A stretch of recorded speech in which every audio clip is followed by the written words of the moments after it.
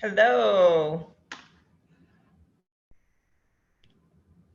Welcome.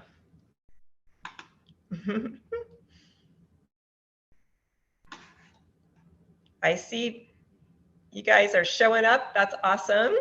Welcome to TLI. My name is Kim Neal, and I am the retention coordinator here at Oregon Tradeswomen. And I just wanted to say welcome. And this is our second virtual Tradeswomen Leadership Institute, and we're so happy that you're here. And again, I'm Kim Neal. I'm the retention coordinator here. And my job here is to support tradeswomen in the field. I run TLI, and I coordinate our monthly social hours. We have social hours on the third Wednesday of every month from about 5:30 to 7 each night. And I coordinate those. Right now they're online, but we're hoping to get them back into person, in real time soon. And everybody's welcome to come to that. And the link to get the social worker information, or the social hour information, is on our website. And once you register for that, you'll get the weekly information about it. So we are, Oregon Tradeswomen is a pre-apprenticeship training program for self-identified women and gender non-conforming people. And we also provide advocacy and retention services for trades workers. And we started in 1989, and we're still going strong. So I wanted to kind of just get us focused on what we're going to be doing today and why we have this Tradeswomen Leadership Institute. Or actually, we changed the name this year to Tradesworker Leadership Institute to be more inclusive. But leadership is pretty much integrated into everything that we do. And we wanted to spend today highlighting various leaders in our community, because leaders make change happen. And it's really important to have leaders that look like us to create equity and opportunity and access. Everybody that's attending today, all of you are leaders. In large and small ways. You're making an incredible difference. And we wanted to create a space for you to gain new skills and new ideas that will grow and expand your leadership. So welcome, and we're super excited that you're here. I also wanted to send out a thank you to the staff that are helping me do this today. I couldn't be doing it without you. We have Trenton and Tiffany that are doing all the technical behind the scenes things.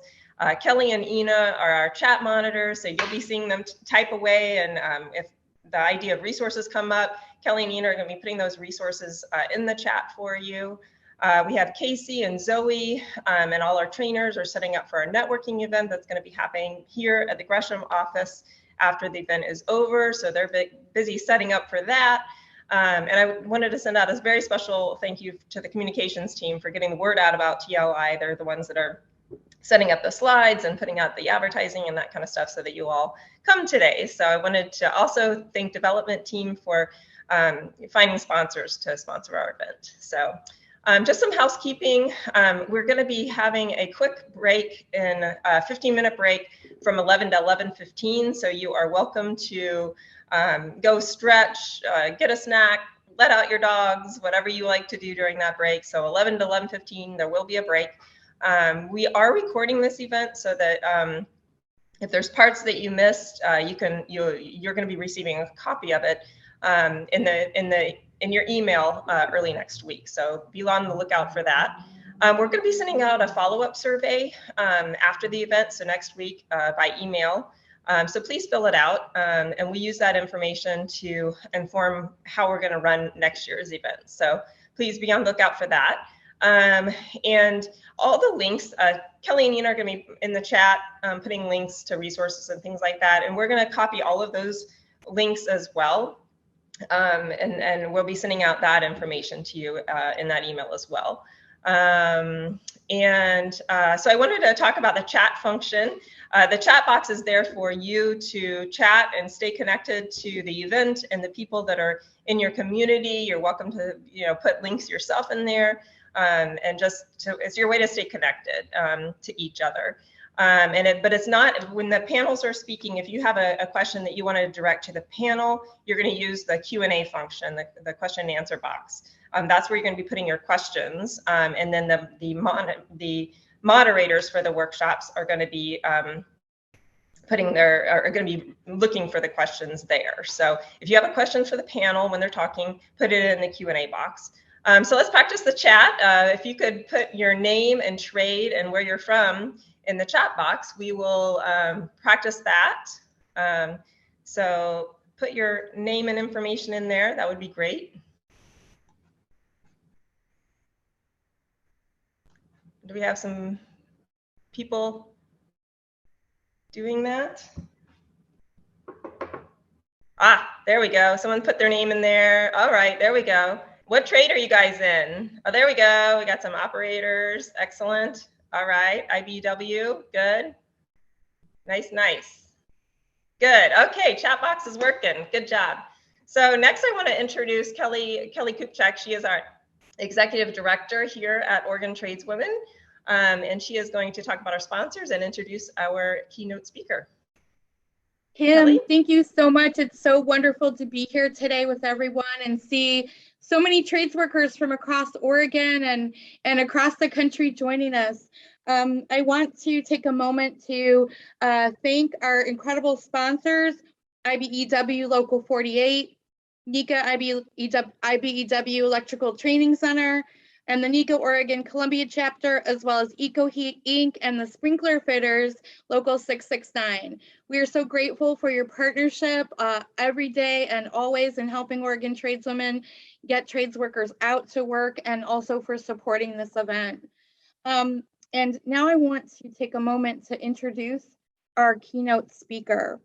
We are so incredibly grateful to have Congresswoman Suzanne Bonamici here. It's my honor to introduce her as our keynote speaker. She serves as a U.S. representative for Oregon's 1st Congressional District since 2012. Before finding her way to the U.S. House of Representatives, Congresswoman Bonamici worked her way through college in Eugene, Oregon, first at Lane Community College, and then the University of Oregon, where she earned her bachelor's degree and a law degree. After law school, she worked as a legal assistant at Lane County Legal Aid. She served as a consumer protection attorney for the Federal Trade Commission in the nation's capital and represented small businesses when in private practice. In 2006, she ran for Oregon's state representative seat in the 34th Congressional District and became a senator in the state legislature in 2008. In 2012, she was elected to Congress and has served Oregon and our nation since then as an incredible advocate for workers and for women, and that communities that are often without a voice if it were not for her. Congresswoman Bonamici is a founder and co-chair of the Bipartisan Congressional STEM Caucus. She's a leader on the Education and Labor Committee, chair of the Subcommittee on Civil Rights and Human Services. She also serves on the Select Committee on the Climate Crisis and is a senior member of the Committee on Science, Space, and Technology, and leading the Subcommittee on Environment and Subcommittee on Energy. What I know from working directly with Congresswoman Bonamici is that in every aspect of her work, Congresswoman Bonamici has been a steadfast advocate for equity, for inclusion, for fighting for workers to have quality education and training, to make sure that workforce policies support all job seekers. She's fighting for funding for childcare, for retirement benefits, for paid family leave, support services for pre-apprentices and registered apprentices, and to ensure there's funding for quality registered apprenticeship and pre-apprenticeship. At every step and in every policy, Congresswoman Bonamici is fighting to ensure that workers have voices and trades workers have voices, and that those voices are front and center and their voices are heard not only on their workplace, but in Congress. Oregon Tradeswomen, our sister organizations across the country, are so very grateful for her work and her commitment to justice and equity. We are so honored to have Congresswoman Bonamici with us here today, who is joining us from our nation's capital. Welcome, Congresswoman, and thank you so much for being with us here today.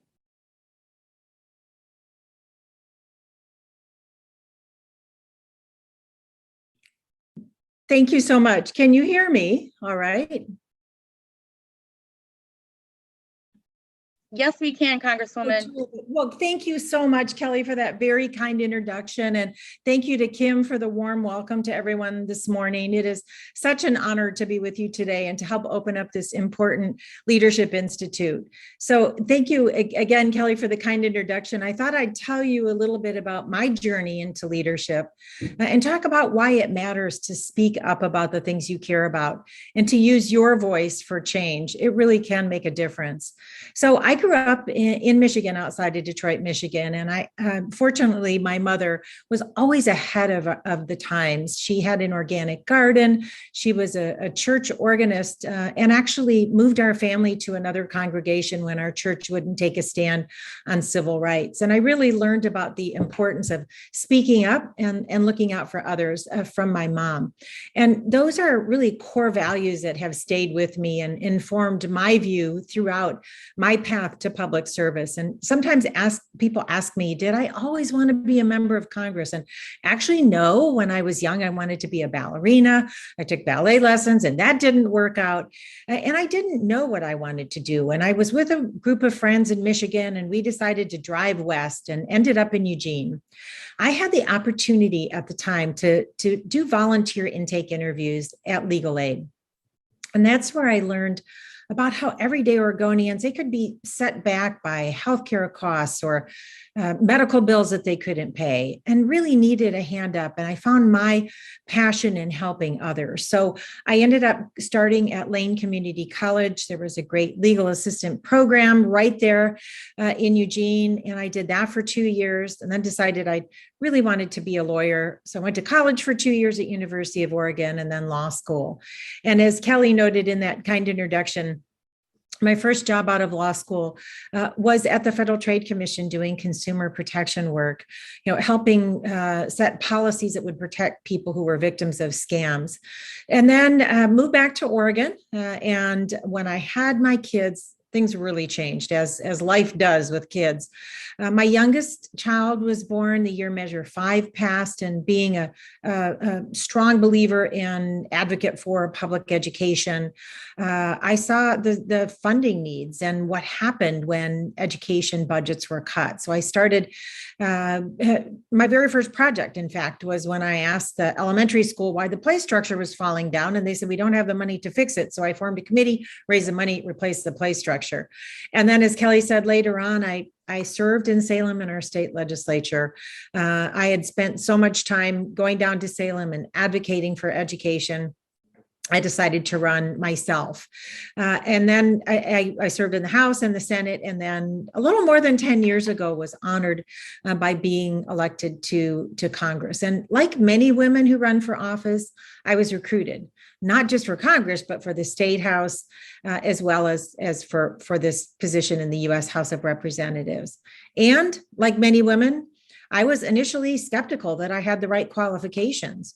Well, it turns out that most men don't face that internal barrier. They have the confidence to go and try and run for office, even though there are women who are likely more qualified. So I had a fairly typical path for women in politics. I ran to solve a problem. And I think about some of the other women, especially from the Pacific Northwest. Congresswoman Darlene Hooley, who served for several years from Northwest Oregon, she ran for office to make playgrounds safer because her child broke an arm falling off a swing onto concrete. U.S. Senator Patty Murray from Washington State, our neighbors to the north, she was also a parent activist fighting for preschool programs that had been targeted to be cut in their state budget. And she started as a school board member, and now she's a highly respected member of the U.S. Senate. So today, in 2022, I'm still the only woman in the Oregon delegation, which some people are surprised about, one of 121 members of 435 total in the U.S. House. So we have some work to do. Representation matters and diversity matters. It affects what's on the agenda. There may be men who support policies like paid family leave or affordable childcare, early learning opportunities, access to healthcare and reproductive healthcare, but it might not be at the top of their agenda. Having more women in leadership at job sites, in boardrooms, at nonprofits, and government, in elected office, it really does matter. So in Congress, some of the highlights in my career have been things I've worked on with other women members. That's not always the case, but women tend to be collaborative leaders focused on problem solving. So during the pandemic, I worked closely with my friend and colleague from Massachusetts, Catherine Clark, on childcare funding, because we heard from Oregon to Massachusetts that families were struggling to find affordable childcare and that childcare providers were struggling to be able to keep staff. It's also important for women to support each other in the workplace, and we know that. And here in Congress, we've had many challenges over the years. And I have this wonderful group of women friends. We have our text chain that we rely on to exchange information, to offer encouragement. And that was incredibly meaningful on days like January 6th, when we were all spread out in different places in the Capitol to be able to check on each other and make sure everybody's safe. So much like in Congress, the trades have been historically heavily male. And that's true in the programs to enter the trades, and it's true in the workplaces. So as a mom and a policymaker, I understand that those structural barriers have for too long made it difficult, and in some cases impossible for women to break through to enter into and succeed in the trades. It's starting to change. And again, thank you to Oregon Tradeswomen and Kelly and your leadership. But there right now is still a lack of access to childcare, to equipment, to safe and welcoming workplaces. And we still hear stories about that and know that change is needed and more. So we need to act to make sure that women, people of color, others historically left behind can access and benefit from equally these wonderful jobs in the trades. And that's especially true as we recover from the pandemic, build back better, and transition to a clean energy economy. So Oregon Tradeswomen is leading and making real progress. And I know that local governments and private employers are beginning to take action to diversify their workforce, and importantly, to foster workplaces that are supportive for everyone, including women, and places where women can not just succeed, but thrive. So we do need more inclusive recruiting and more conversations like these today that Oregon Tradeswomen has been convening about retention and leadership. We need to attract candidates from diverse backgrounds, bring them into high-paying, traditionally male sectors like construction, especially with the new jobs on the horizon. We just passed a historic infrastructure bill. That's millions of jobs. We need to make those available to all, and into work sites that appreciate diversity and offer all workers a safe and welcoming place to work. So in Congress, I'm working to make sure that these opportunities created not only by the transition to clean energy economy and the bipartisan infrastructure act will be available to women and people of color. And that means providing the supports at the outset and dismantling those structural barriers.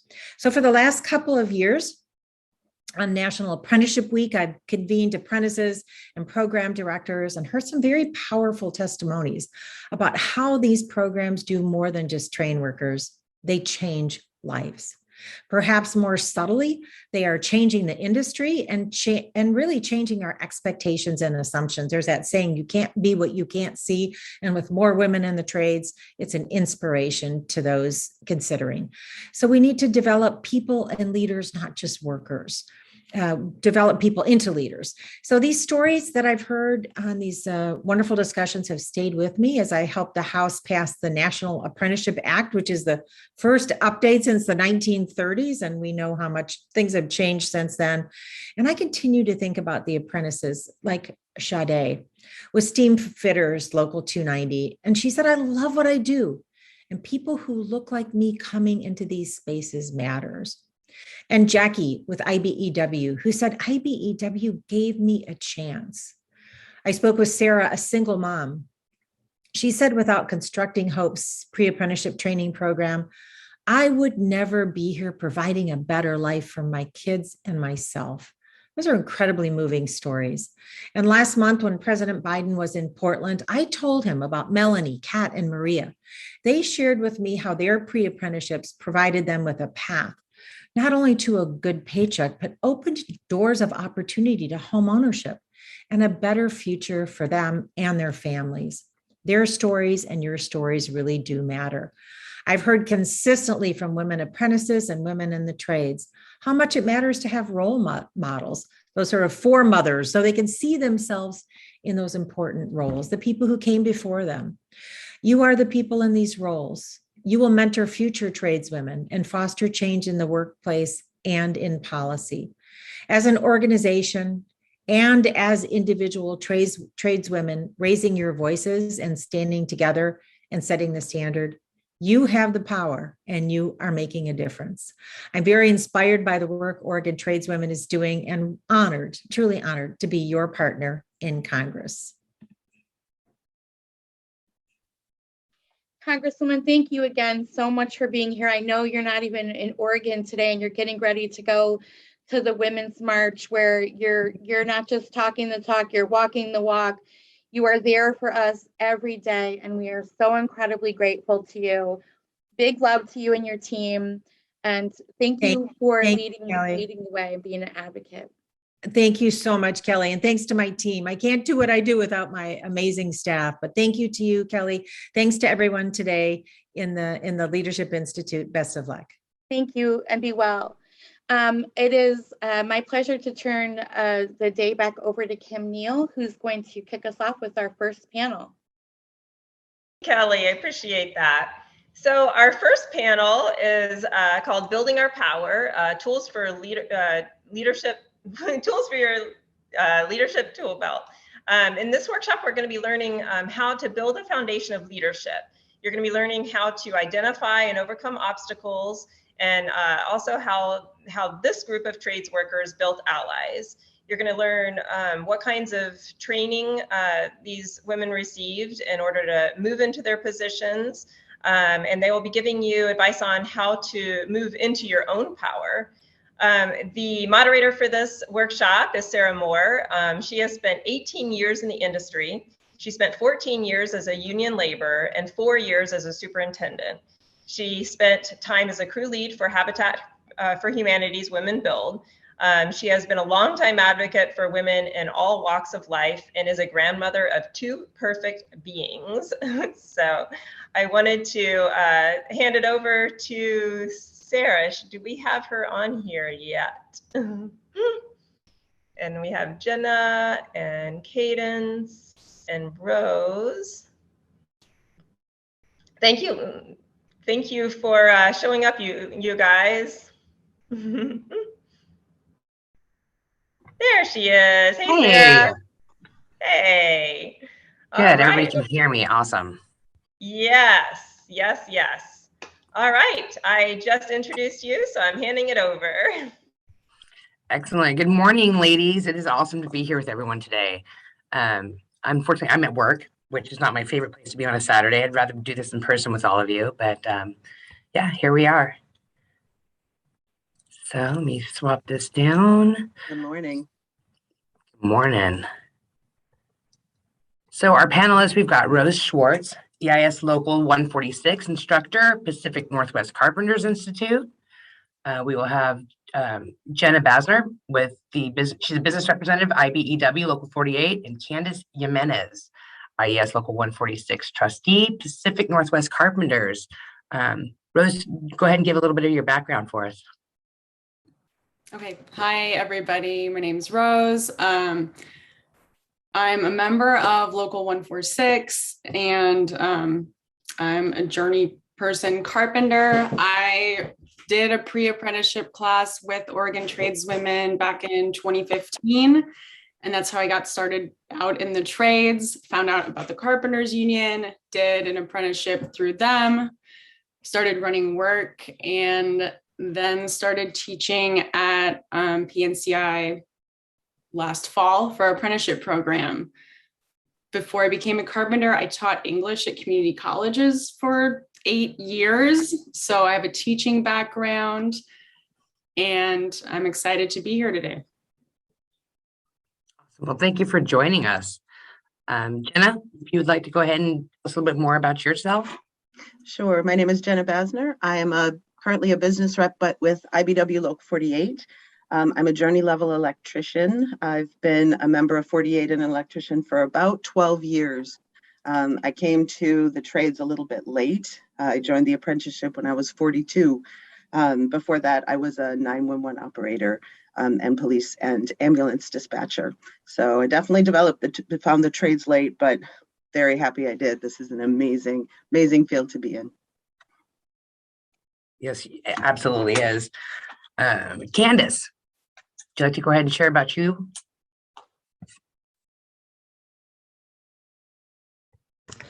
Hi, I'm Cadence. I am a journey worker out of Local 146. I'm in the field, and I also sit on my executive committee board in my local as a trustee. I'm a single mom of 3. I've been in the trades since 2011. 2011. Sorry, it's been a long time. I am a graduate of Oregon Tradeswomen back in 2011. And yeah, I've just been staying busy in my career and doing what I can to make a difference and change the face of what a carpenter looks like. Awesome. Thank you for that. So we've got a handful of questions here that we can kind of go over and explain more as to the what, why, and when we do what we do in this industry. First question we've got here is, what obstacles did you face and how did you overcome them? We'll have about 8 minutes to go over this one, and whoever would like to kick it off. I'm happy to kick that off, as I certainly felt like becoming a first-term electrical apprentice at 42 was definitely a challenge. And of course, being a woman in the trade is a challenge. We are a small minority.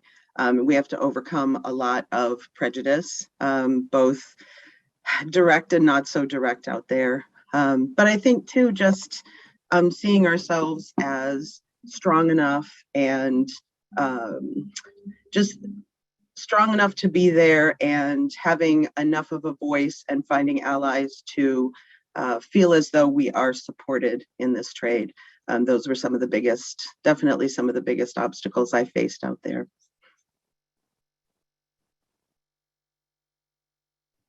I can jump in and go next. For me, I'd say coming from just a totally different world than the trades and having grown up not knowing much about it and just having this stereotypical view of a trades worker as like a big dumb guy from a movie, like catcalling women and hitting things with a hammer. That was like my only idea. And then like having my eyes open by like first the Oregon Tradeswomen program and then actually being out in the field and learning about it. But then having this, like, I guess, internal struggle for me where even though I had this background as a teacher where you're like up in front of people and everyone's paying attention to you, I am super, super shy and I am pretty soft spoken. And that does not, once you're out on a job site, like that does not get you anywhere, like if you're building things. So getting over that for me and then being like, you know, not being built like a Viking and not being a dude. Yeah, that was tough. I guess for me, the biggest obstacle was just getting the people around me in the field, especially to take me seriously, and that I'm not here just to, I don't know, I had somebody earlier on in my career before I even joined the carpenters say, don't go into the field and meet a husband and get pregnant. And I was like, ew, that's so insulting. So yeah, I think that maybe that's just how people looked at me and to get them to like get a different view of me. I don't think that I was giving off that energy. Like I'm here to work, I'm here to take care of my family. That is the reason why I joined the trade. So just to get people to take me seriously and stop looking at me in a stereotypical way of, oh, this little tiny Latina lady is here to like make more babies in the world. Sorry.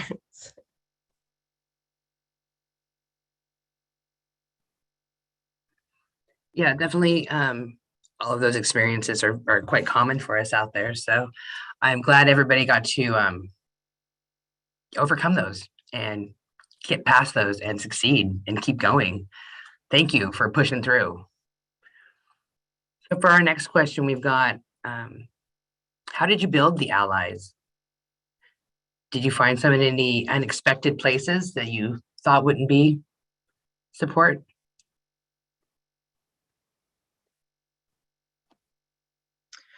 I definitely found some in unexpected places. I pretty early on in my apprenticeship, I bought an IBW sweatshirt, and I'd go out to, just go out into the world, go to demonstrations, go to Home Depot, all of those places. And if you are, you're visible as a union member and as a woman in the trades, other women in the trades and even men in the trades come up to you and you're like, oh, hey, you're IBW. I've actually formed a couple of friendships from that happening. As far as other ways to build allies, when I was new into my union as a first and second term apprentice, I joined a lot of union groups. I joined the volunteer organizing committee in my local that was very active at the time. We did a lot of great events, a lot of volunteering events, and I went to union meetings and I just slowly built up a group of friends and allies. All of us have probably been on job sites where we were the only woman on that job site, and that can feel real lonely. If you've got even a couple of people that you've met from your own trade or another trade before that you at least can say hi to or sit at the lunch table with, that's huge. So definitely, if you are a member of a union, going to those union events, volunteering for committees can really build allies very, very quickly. And I'm telling you, wearing your union swag out there as well, as you're visible, people can see you. That also can build good friendships. I agree with Jenna about the union sweatshirt. I was wearing mine at the grocery store last weekend. I ran into someone I worked with years ago that I hadn't seen forever. Didn't recognize him at first because I'd never seen him not wearing high vis, and he had shorts on. So I was like, who? And then reconnected. And then the guy behind me in line was like, oh, you're a carpenter. He told me this, his life story. And then he told me about how his grandma had been a welder in World War II, which is super awesome. So I'd agree with that one. And then definitely just when you're starting out, going to every union meeting you can, if your trade that you're in has a specific committee, or in the carpenters, we have Sisters in the Brotherhood, where all the female identifying members and allies meet once a month. So I started going to those. I actually met Cadence at one of those, and Cadence helped me get my very first job. I remember at a Sisters in the Brotherhood meeting, I was new little apprentice, just how do I do it? And Cadence was like, this company's hiring. The guy's name is Dion. Go to this door at 5:30 in the morning, catch him before he goes in. And that's what I did. And that's how I got my first job. And I worked for that company for my whole apprenticeship. So thanks, Cadence, by the way. I had no idea. That is an honor. Wow. I don't know why that just made me emotional. My allies, let's see. It took me a really long time to find allies. I was always one of the only women. So it was a really weird dynamic for most, white men to befriend this single woman that's in the trades. And then finally found a job where there was a lot of diversity and there were other women, and I became friends with a woman named Renee, and we just clicked. There were other women there, but her and I were the ones that clicked. We did a lot of, we started going to meetings together. We started going to the Sisters in the Brotherhood meetings, and whenever we would see another, lady in the field or at school, and even at Oregon Tradeswomen events, we would tell everybody about the Sisters in the Brotherhood and get everybody to come together. And we did what we could to make it grow, because to us it was important to have the support of somebody who was dealing with the same things that we were. I would just like to add as well to this, something that I've noticed recently. For the last 2.5 years, I've represented all the IBW folks at Portland Public Schools. So I've been going to a lot more school board meetings. School board meetings is actually an amazing way to meet other people in the trades, particularly if you're wearing something that identify yourself as in the trade. You can meet a lot of other tradespeople there who have kids. It's also really good for as many people in the labor movement to go to school board meetings, because we really need help promoting labor at those meetings. But that's definitely an unexpected place that I've run into a lot of other, in particular, tradeswomen. That's a really good way to build solidarity there. Nice. Those are some, like you said, those are some really great ways to network and find support. And you never know. Rose landed her gig just as that new apprentice, and Kane's guided her right in there and had no idea. And that's what we do. That's what we're here for. Well, we've gone through the first two. Is there any questions that we'd like to go over with our viewers and participants?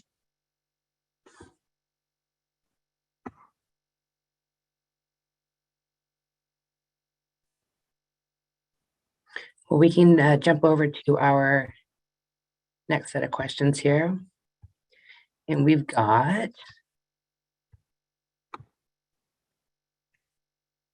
was there any training available to you to help you get into your leadership role?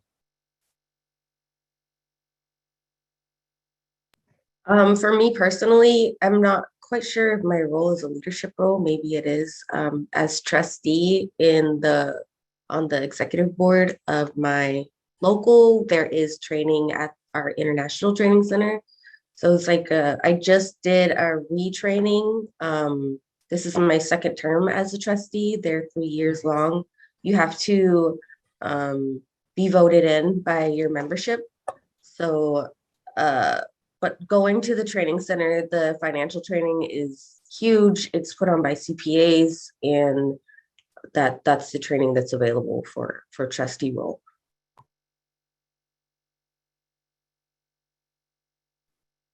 I'd second what Kaden said about, so through the Carpenters Union at PNCI, we have like leadership and foreman training that they do locally. And then our International Training Center in Las Vegas has training for apprentices and journey people. And then I would also add to that, like on a much less formal level. And I sort of already got into this, like through the Sisters in the Brotherhood and other committees for the Carpenters Union. At least for me personally, there's been a bunch of opportunities to do volunteer work. And I mean, I think I mentioned this when we were talking about allies as well, but I've made so many friends and allies from doing and learned so many skills that like are outside of the scope of my particular trade from doing volunteer work.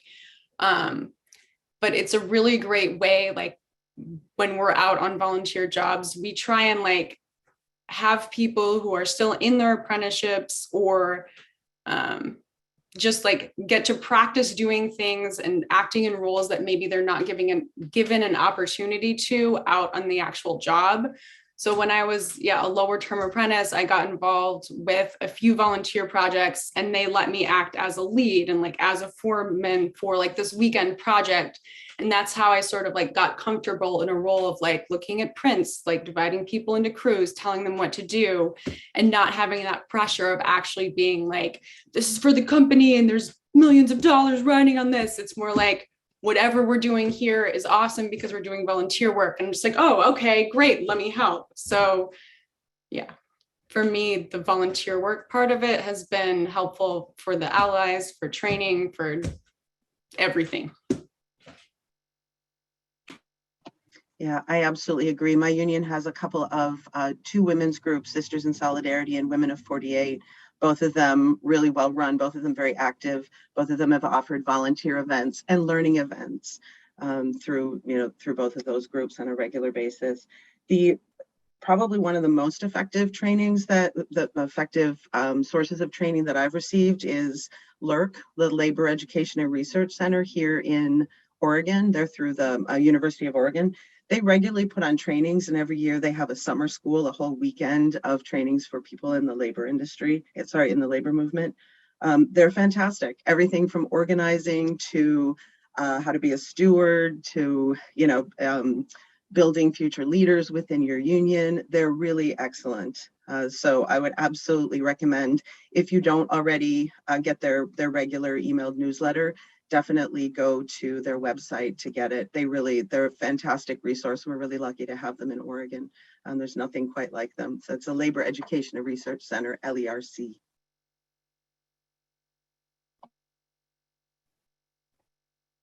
Nice. It's good to hear all the volunteer work. I've been a volunteer in many different areas, and it's very rewarding. I've been helped and assisted and lifted and given and hosted, and it's one of my favorite ways to give back, indirectly or directly. So thank you. So what advice do you have for women who want to get into the leadership position? Your presence doesn't go unseen.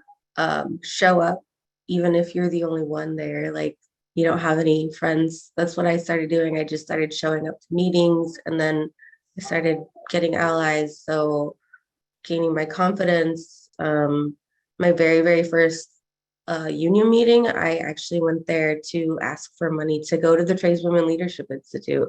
And I was stopped in the middle of my bubbling spiel, and it was bright red. And the president of our local said, "Hey, wait, we already have a standing motion to go there." So just show up, do things that are out of your comfort zone. For me, public speaking was super, super scary.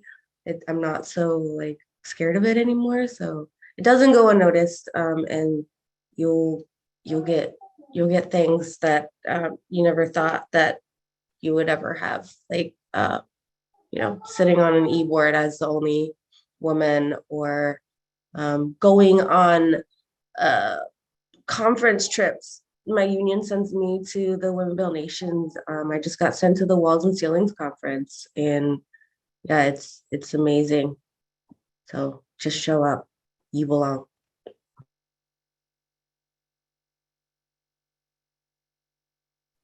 Yeah, I mean, you hear this a lot, it's a cliche for a reason, excuse me, but showing up, just getting yourself there is probably the hardest part, at least for me. It's just actually physically or virtually, I guess, making yourself get there, then it sort of takes you. But any opportunity you have to show up to a thing, I would say just try and get out of your own head about it and show up, and remember that at least half the other people there are probably "Oh, I don't know if I belong here. Oh no."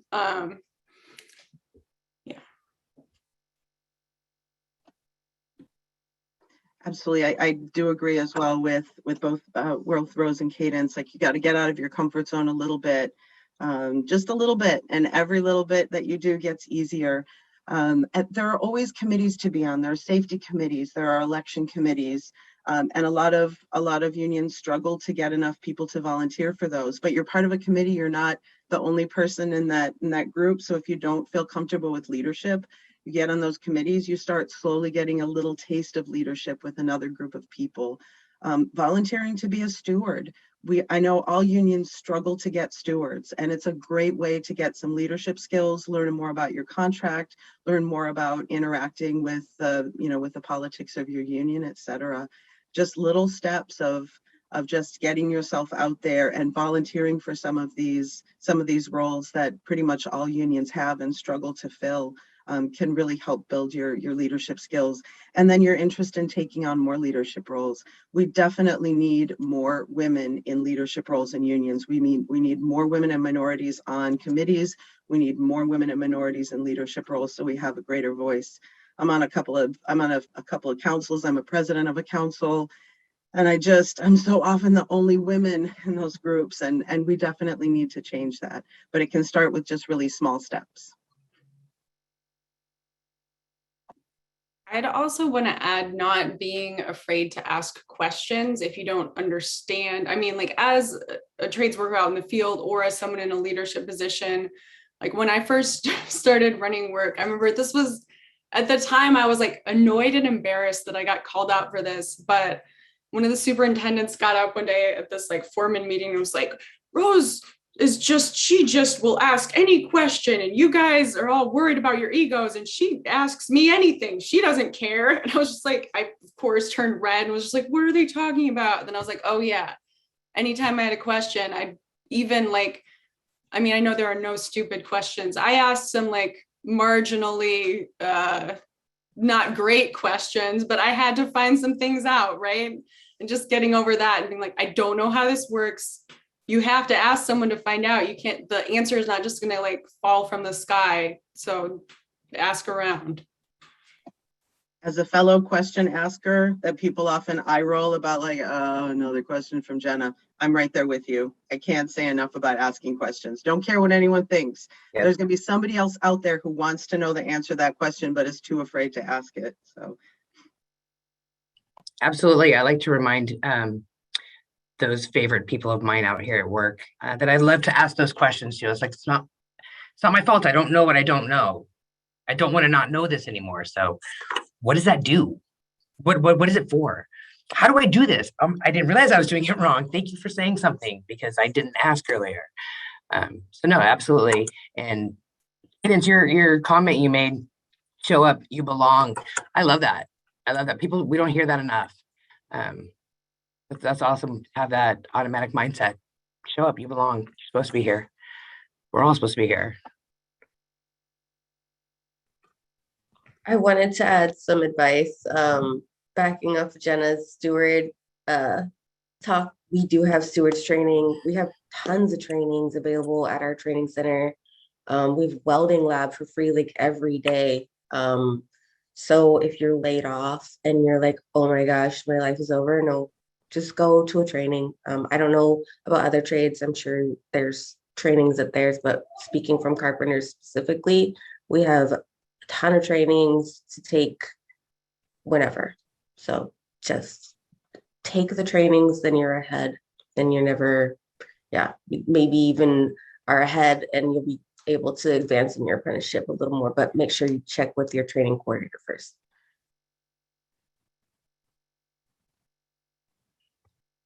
Definitely. And I see there's a Q&A section up here if we wanted to kind of roll through those. And then there's another good question if we've got time.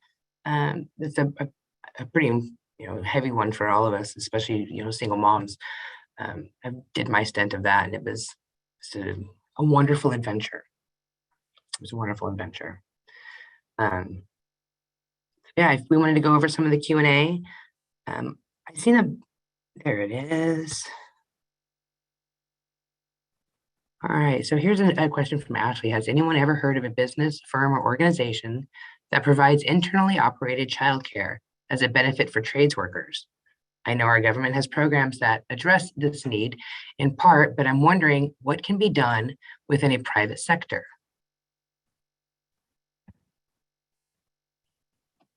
That's such a something great we've question. touched on as the sisters. It kind of fizzles out the conversation because not a lot of us have kids. So it's definitely something that we touch on a lot. That and like family leave in Oregon, that's something that's huge, especially when it comes to like having a new baby for the parents to have some paid time off when they have a kid. Yeah, childcare. It's just insane that there's no help. We do in the Carpenters have an assistance program through, do you know, Rose? It's through BOLI, I think. There's an apprentice support services program through BOLI that offers financial help for childcare, but it's for people who are still apprentices, and I could go on a little bit, but it's very specific, I guess. So it's for union carpenter apprentices, and it does offer financial assistance for childcare throughout someone's apprenticeship. And like the amount of aid sort of is when you're starting out and you're making less money, they give you more aid, and then it sort of like goes down as you start making more money. But there is some funding through BOLI available for that. That's fantastic because there hasn't been for so long. I know I did my entire pregnancy at work. It was great, and taking that time off and feeling that hard hit of I've got to have money coming in. My husband was, he was doing fine, but I want my money coming in. I want mine. didn't go this far to like, oh my gosh. And there wasn't a lot of programs available then. So that's finally things are coming through for people because it's necessary. It's necessary. I used to always tell them I'll bring my kid to work, but who wants that there? So no, that's awesome. That actually rolls right into our last question is how have you been able to find life, work-life balance and overcoming those challenges and support or lack of support? I've been super fortunate to have my mom. I know, I don't know how I got so lucky, but my mom is who watches my kids when I'm at work. She helps me take them to school and pick them up when I cannot. She's like my biggest supporter. And then my kids, I have 2 older kids and I have a very young one. So my older ones help me with my younger one. If I go to meetings and I take my kids, my older ones will watch my younger ones. So that's the support that I have, and I'm super, super fortunate due to that.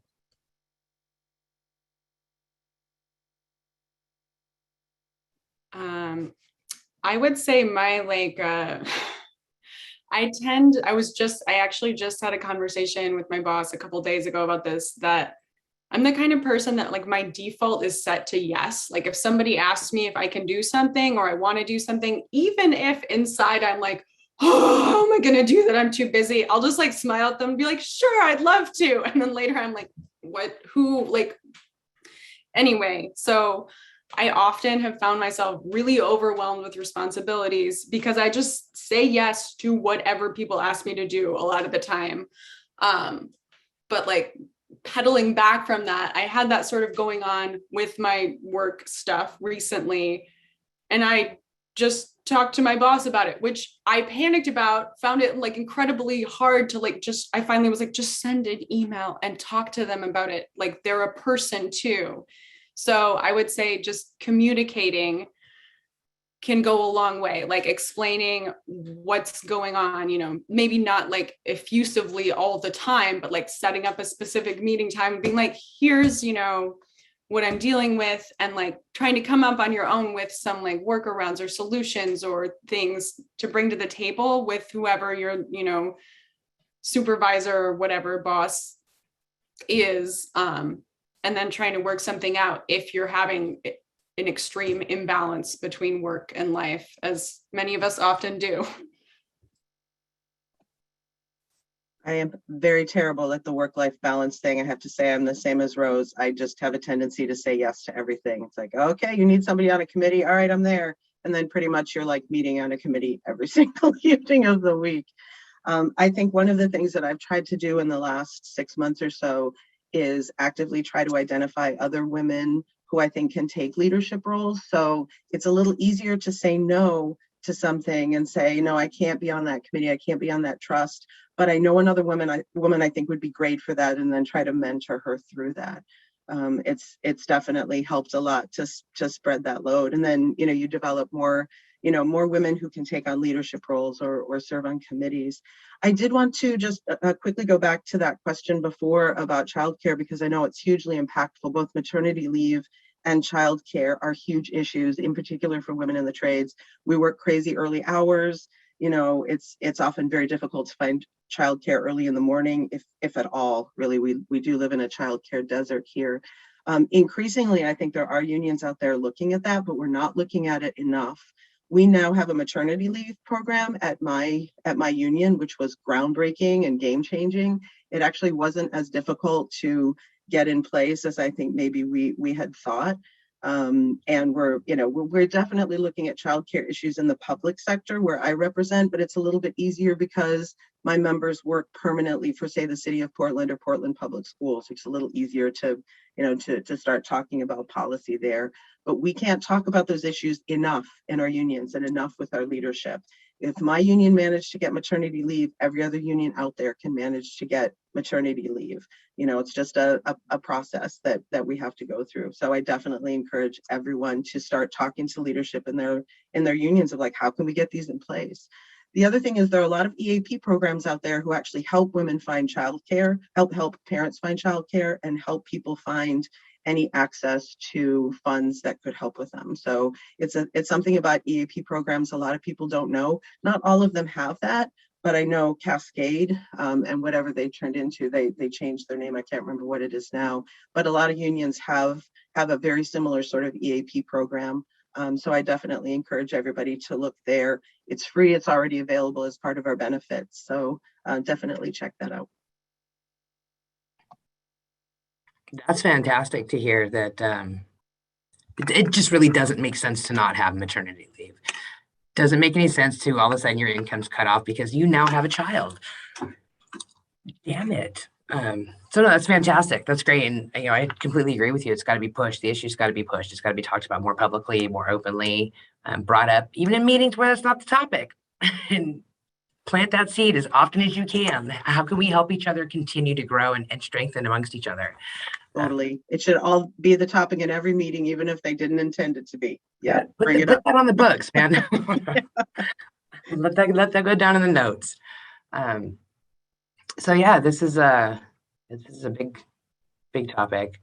Do you feel like leaders in your day-to-day grind at work or in those moments even? Do you feel like you're leaders? Or do you even really notice it and didn't even realize you were until somebody said something to you or invited you or brought it up or said, knock it off, you're a leader out here. And I was like, wait, what? I don't. Oh, sorry. Go ahead, Cadence. Sorry about that. Yeah, I don't. But Rose, you kind of threw it in my face. And when I think back, there's been a lot of instances where I will help out somebody that is looking for work, especially in my field.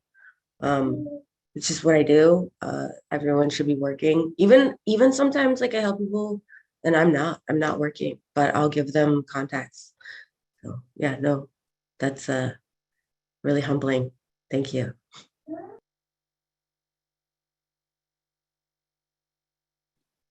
I'd say sometimes I do and sometimes I don't. Like it goes back and forth. Like I'll have a day where I'm like teaching and all my students who are apprentices are asking me questions and I feel like I'm helping them out and I'm just like, yeah, they're getting this. And I feel like really proud. And then I'll have days where like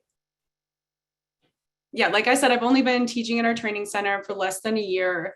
A couple of months ago, I was there to pick up an extra computer monitor so I could do because I teach online at night. And someone from the training center who works in the office didn't recognize me because I had a mask on and they thought I was an apprentice stealing a computer. So as if my the imposter syndrome wasn't already kicked in, then there was a person being like, hey, you, what are you doing with that?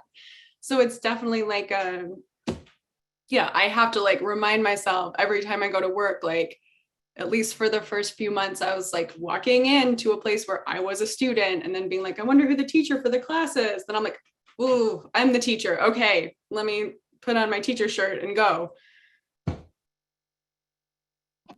And I hardly ever think of myself as a leader. Other people may mention that and I'm like, who are you talking about? It feels a little bit more comfortable for me to think of myself as a mentor or a facilitator. Because the leadership role feels a little uncomfortable. I wish that it didn't. I wish that I could just say yeah, I'm a leader, but I'm usually just so bogged down by trying to get everything done. I don't have time to think about it, but I do take the mentor role really seriously.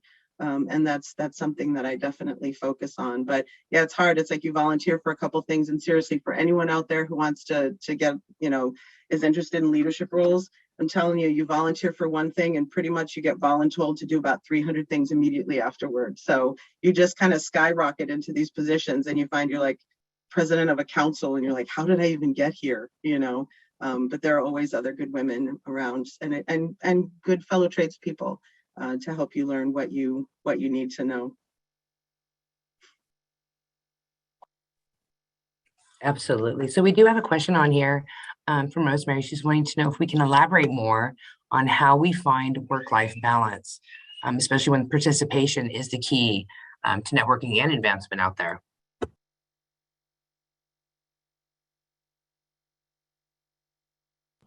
It took me a long time to figure out that I could say no. And then when I did say no, I was like, hey, this is great. I'm gonna say no again. Not that I don't want to, it's just I will overwhelm myself and become so exhausted mentally and physically.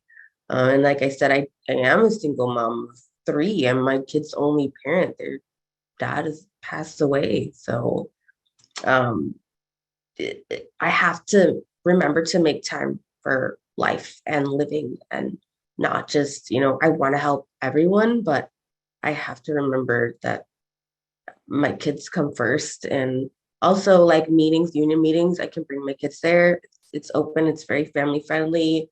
The sisters meetings are very family friendly. I made sure of that we were having our meetings at a location that children are welcome. Yeah, so just finding places where you can bring your kids and it's acceptable, and saying no to the places that maybe you can't. And I think figuring out what things are most important to you, whether or not it's, safety, you want to focus on safety, whether or not you want to be a steward, finding the things that you really feel passionately about and that you really want to help improve for yourself and your fellow sisters or your fellow tradespeople. It's very easy to find yourself, as I say, like on a lot of committees or volunteering for a lot of activities that, maybe you just go to the committee meeting and you're not really interested, or you're not, you're not really engaged with it, but you think that there should be a presence by somebody from your trade or by a woman or by a minority on that, in that particular group. Figure out what you really feel passionately about and try to keep that focus on that subject so you don't spread yourself too thin. I say this from experience because I've spent decades spreading myself too thin. So I've had to really figure out where can I be most effective and what do I most enjoy. I think that could be helpful.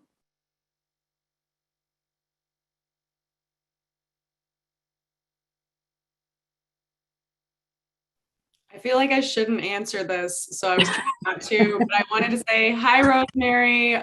Remember the last day of that tool shed build? I probably shouldn't have even showed up because I was so exhausted, but we had so much fun, even though I was exhausted. So I don't know. I think learning to say no.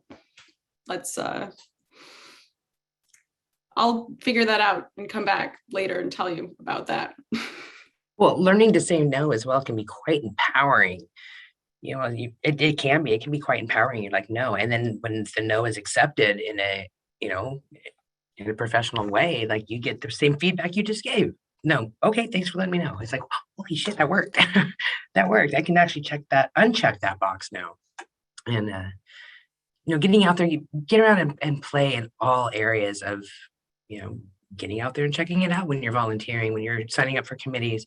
You never know what you're going to like. It may be something you had no idea that you had this underlying passion for. Get out there and get your feet wet until you drown. Find out what gets you.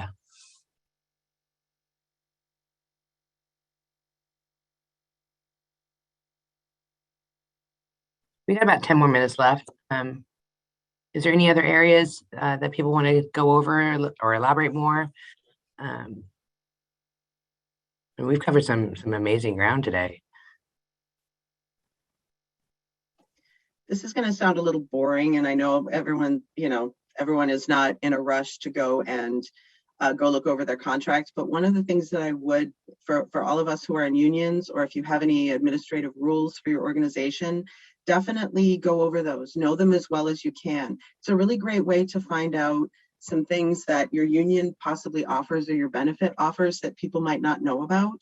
Find out what things are available to union members. There's a Union Plus free college facility that I know a lot of friends of mine have used, where yourself or the people in your household can get free associates and bachelor's degrees through this program. There are a lot of benefits available to union members and available to tradespeople out there that you'll only really know by looking through all those boring documents that your union sends out. So your constitution, your bylaws, your collective bargaining agreements, know those as well as you can. It really empowers you. And it really means you know more about the environment you're working in. We have a lot of rights at work that we don't even know about until we delve into those. So boring, yes, but very hopeful. Definitely. We actually have a really good question that just came up here. How do you guys handle self-doubt? Annabelle says she runs into this a lot, being a fairly new apprentice, and it's a constant struggle. I remember that, and I fell down so many times, and so many times I got myself back up. Not sure how. In the moment, most of it was probably fear, embarrassment. I'm not going to be, I can't do this. I had actually thrown an entire box of lock washers away because I thought they were broken. It was awesome. It was great. It was great. That was my name for a long time. That's my name for a long time. But hey, they look broken to me. It was kind of dumb, so I threw them all away. So that actually increased a lot of self-doubt. Oh shit, now I really don't know what I'm doing out here. Oh my gosh, my gosh, my gosh. So mine was, like Rose said earlier, ask the questions. That's, for me, it was ask the damn questions. I recently read something. I read a lot of self-help books, I guess because I'm a nerd, or because I don't know, like to help myself. But something I read that like put things in perspective for me that I try and remind myself of, and should remind myself of more, is that it's this idea, or if you like put this idea in your head that like, okay, everyone has their own perspective of things going on, and like you imagine wherever you're going, like everyone's a stick figure, and everyone imagines in their own head that they're like this giant looming stick figure that everyone else is like looking at so intently, right? And if you fall over, or say lock yourself in a closet while you're installing door hardware, or break a boom lift in the middle of a rainstorm, things I've done, that everyone's going to be watching you and laughing at you because you're the biggest thing out there, when really everyone else is so worried about themselves too, that you just need to sort of calm down and be like, you know what? We're all like in some way being hypercritical. And if you could just sort of zoom out from that and take a second, it won't seem like as big of a deal. I actually came to say something similar. I too read self-help books, and I just read a chapter on mindfulness. So just staying in the present, not dwelling on what you just did, and not thinking about what's going to happen in the future, but just being like, okay, try and stay really grounded in the moment, acknowledge that happened, accept it, and try to push forward without dwelling. Self-doubt is prominent in my brain for sure. But I just, again, remind myself that I belong. People make mistakes, and you gotta try and be easier on yourself, even though I know it's really hard. But self-help books for sure. Definitely. I struggle with self-doubt always. I think a lot of us do. And I think women join the trades because we want a challenge. We don't do this because this is the super easy option for us. It's not. It is a field dominated by men. There's a lot of toxic masculinity out there. There are a lot of people out there that are going to say, and I've literally had people say this to me, you do not belong in the trade. You're a woman. Women can't do this job. You just got to like squash those people like bugs. You just got to like not even let them in. And it's hard, because we all want to do really well. But the fact is, we've got to be okay about sucking at stuff the first few times we do it. Again, like women who join the trades, we want to challenge, we want to be good at everything, we want to really ace these things. I also, probably like a lot of you, have always felt a little under the microscope as a woman in the trades, because we are so visible. If you do something stupid, everyone's like, oh, yeah, that apprentice or that woman electrician or whatever did something stupid, and you feel like you're letting down the entire sisterhood, because a lot of men are going to judge all women by what one woman does. You got to ignore it. You got to just say it doesn't matter what they think. For the people who are never going to give you their approval because they don't think a woman should be in the trades, their opinion doesn't matter. I'm a big Brene Brown fan, so I really try to embrace my awkwardness and not feel embarrassed by it. And it takes a little practice, but if you're like, hey, I messed that up, I'm not going to do that again, and just own it and be okay with it, it gets easier. it really does get easier. But yeah, self-doubt is a real thing. Having other sisters that you can regularly meet with, either in women's groups or other women in the trades that you can go out for a drink with and just be like, oh, I did this today. And they're like, girl, I've done that too. It's okay. You're going to get through it.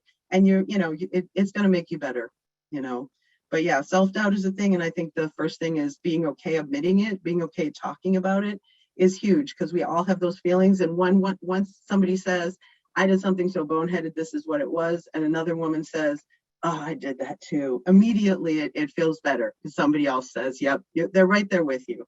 So, recognize you're not going to be great at everything. You're going to suck at things for a while, and then just appreciate that you're getting better.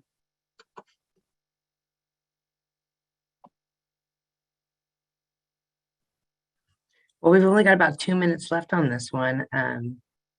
Thank you so much, ladies, for coming up and speaking on yourselves and your experiences and the advice, and just getting together with all of us and sharing your stories.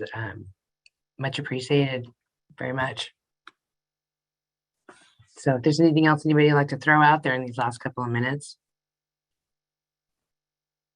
Just all of you are amazing. I know you're going to have self-doubts, but you're a woman in the trades. We are amazing and strong and tough. There are going to be tough times. You're going to get through this. You're absolutely going to get through this.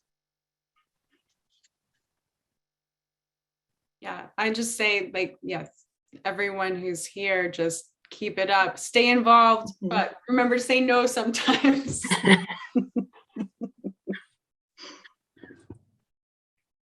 Any last words of wisdom, Cadence?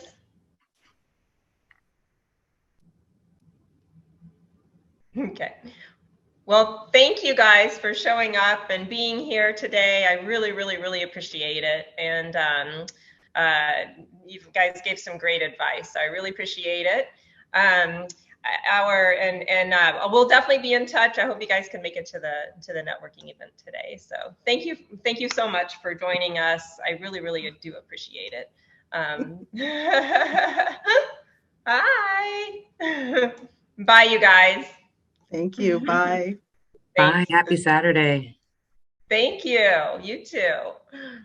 So our next panel is called Understanding Power, Who Has It, How to Get It, and Using It for Change. This panel will be from 10:15 to 11. And in this panel, we're going to dive into understanding where power lies, especially in your union meetings, and who holds that power. If you don't know who has that power, then you don't know how to deal with it and how to make change. We're going to learn a little bit about how meetings are structured, and also how to make change within that structure, and how to bring about new business. I mean, nobody is born knowing this stuff. So, you go to your first union meeting or even your third or fifth, and if you don't know how things operate, then you don't know how to make change when you see the change that needs to happen. Liz will be here, and she is going to be talking about how to run for a position of leadership. And this panel is also going to be talking about their involvement in women's committees, and how they utilize them to make the change. The women's committees are incredible. I mean, a lot of power there. Our moderator for this one is Lori Bauman. She is a graduate from Oregon Tradeswomen, class of 2009. She is a journeyman laborer who transitioned to be in a position of a union business agent, and that happened in 2016. Lori also serves as on the Oregon Tradeswomen Board of Directors as the board chair. So I'm very stoked. She has a ton of experience, and I always loved when she would talk to our classes, because she's very passionate and just always has great nuggets of wisdom. So I knew she'd be perfect to help demystify this. So I'm very excited to have you here, Lori. Let me see who all's here. We got Lori's here, and Liz is here, and Amanda's here, it looks like. Nisheo is not able to join us today, so just wanted to make sure you guys know that. And I'm not sure if Jana is here yet or not, but I definitely wanted to hand it over to you, Lori. Thank you so much for being here. Thank you so much for having me. Bear with me a little bit. I've been under the weather. I got a little bout of COVID, and I'm just trying to get on the other side of this. So, Yes. All right. So, welcome to Understanding Power. Who has it, how to get it, and using it to change. I think we're mostly talking about our inner structures of unions today. All right. So, on our panel, let me make this big. On our panel, hi Liz, how are you? Let's just go ahead and introduce you one at a time and give people maybe a chance to get here. Liz, would you mind introducing yourself? Tell us the trade you are in, why you chose to take the leadership position you have, and how you're using your position to advance tradeswomen issues. Well, hi, I'm Liz Nichols. I'm a OTI graduate, winter class of 2013, and I'm in the Cement Masons Union, Local 555. I've been a cement mason for 9 years now, and I just in February moved into the office. I'm a business agent with my local. I'm taking over as dispatcher when our dispatcher retires in July. And I decided to move into leadership, just felt like career advancement. I know my trade is very physical. I knew that it's going to be hard on my body, and just kind of like, what avenues do I have to progress? And I never had interest in leading a crew, but I did have an interest what goes on in the office, what goes on in union leadership. So, and I have 2 young kids. The office scheduling is a lot easier dealing with that. And as far as trying to advance women within my local, I started our first women's group. We meet once a month now. Just started that, and it's something we've been needing for a while, and just nobody thought to do it until I got in there and said, "Hey, can I do this?" They were like, "Yeah, go for it." We're in contract negotiations, and I had some awkward conversations with my boss about changing the language within our contract from a lot of, it said, manpower, man hours, journeyman, and asked if we could have some language changes. And it's pretty small, but it felt cool to, just again, no one in the office was going to advocate for that change. So it felt good to be there. And yeah, that's a little bit of my story. That's great. Thank you for joining us today. And next we have Amanda. Amanda, same thing. Would you mind introducing yourself? Tell us the trade you're in, why you chose to be in a leadership position, and how you're using that position to advance tradeswomen issues.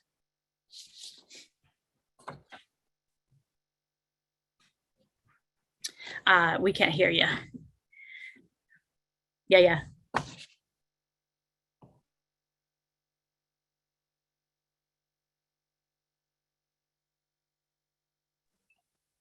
Sorry, I couldn't find my mute button for whatever reason. I'm at home just on my phone, so it's a little trickier on the Zoom. But I'm Amanda Swenson. I went through the apprenticeship program for the operating engineers, Local 701. After I graduated from that, I became a crane operator. So I also serve, I'm a dispatcher now in the Union Hall. I serve on the Apprenticeship Training Council for the state of Oregon.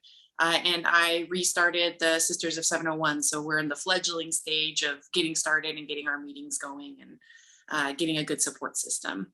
I think it's super important to have a good support within the trades. And that's why I decided to kind of do these other things, because as an apprentice woman, and I feel like most of you can relate in the field, even though the field is changing, there are still a lot of people that think women don't belong in the field, that we're not strong enough, smart enough, capable enough, when in a lot of cases that's the exact opposite to be true. So having a good support system and having someone that you can turn to that's been through those same experiences I thought was really important, and why I feel passionate about, being there for other people as we're going through this journey.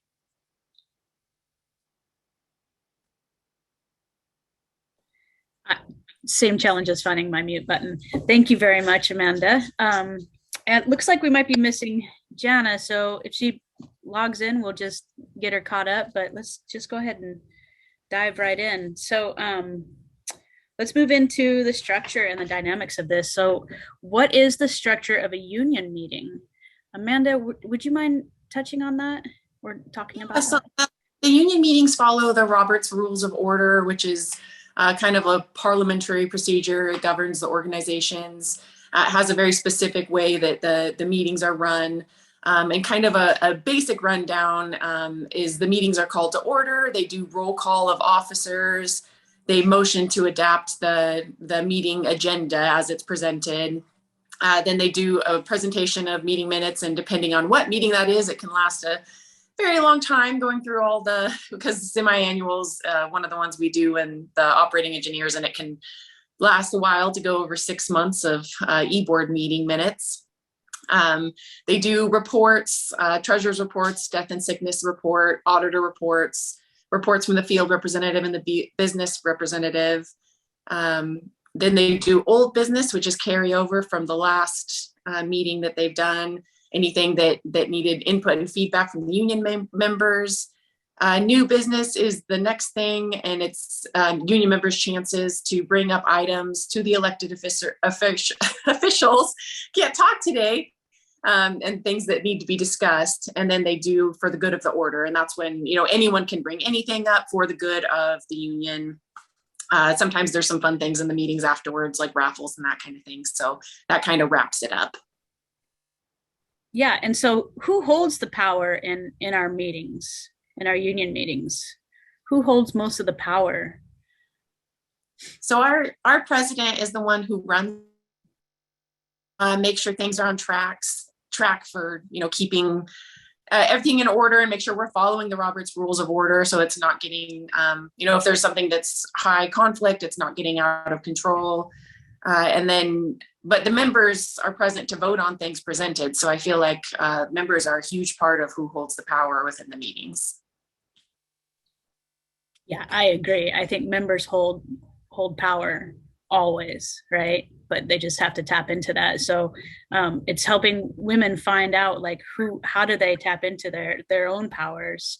Can either of you talk towards how we go about making allies when we first start going to union meetings? Like, how do we start making allies, and who helps us find our power in these?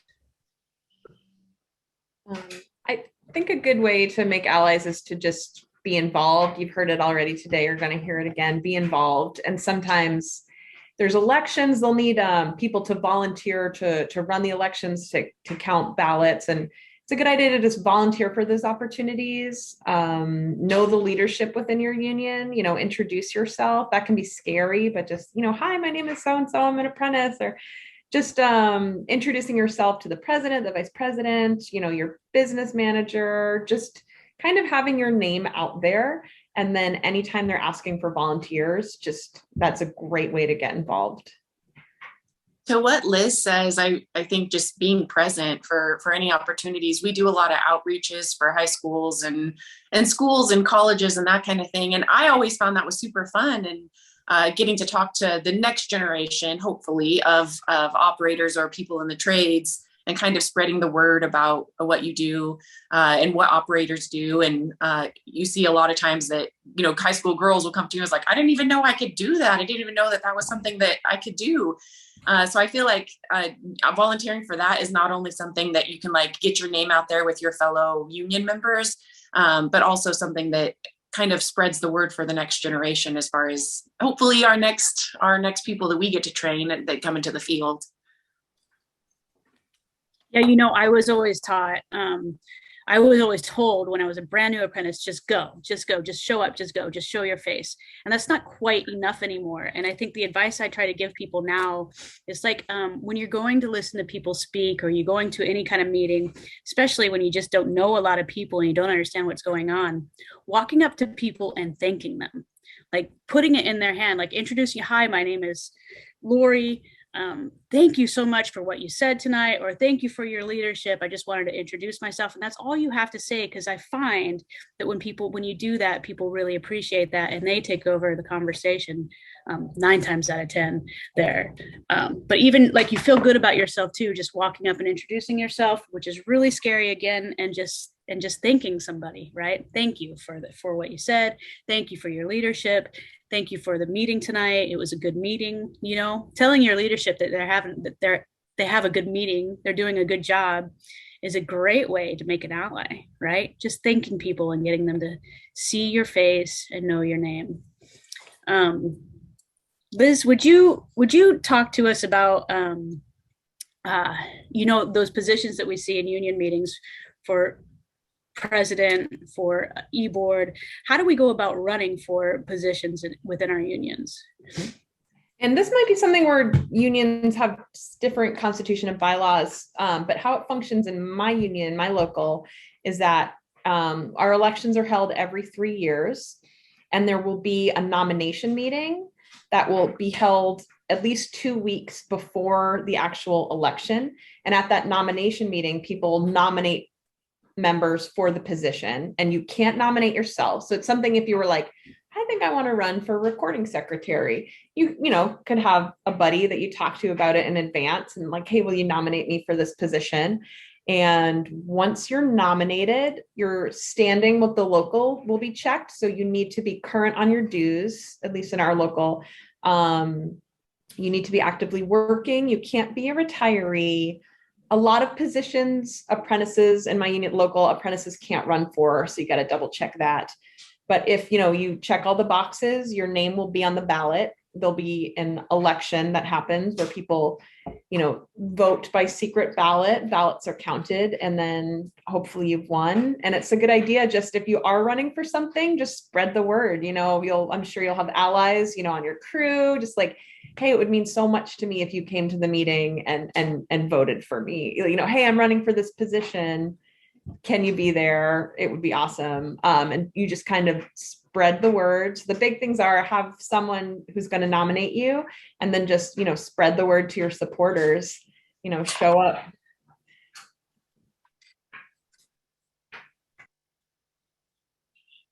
Okay. I have a comment here.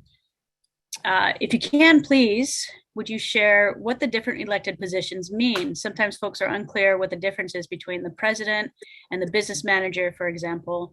Thank you. I didn't actually write down all the positions, but let's go through them. What do all the positions mean? Who's the business manager? Let's start with that. Yeah, the business manager is really, in my local, he's the head boss. He runs everything. He's in charge of, we do have some positions that are not voted on. He can appoint people. So he's in charge of hiring. He's in charge of managing all the, office positions. A lot of times he's bringing motions to the e-board. Like the e-board votes on everything. Members have a say, but the business manager, he, or she is bringing the ideas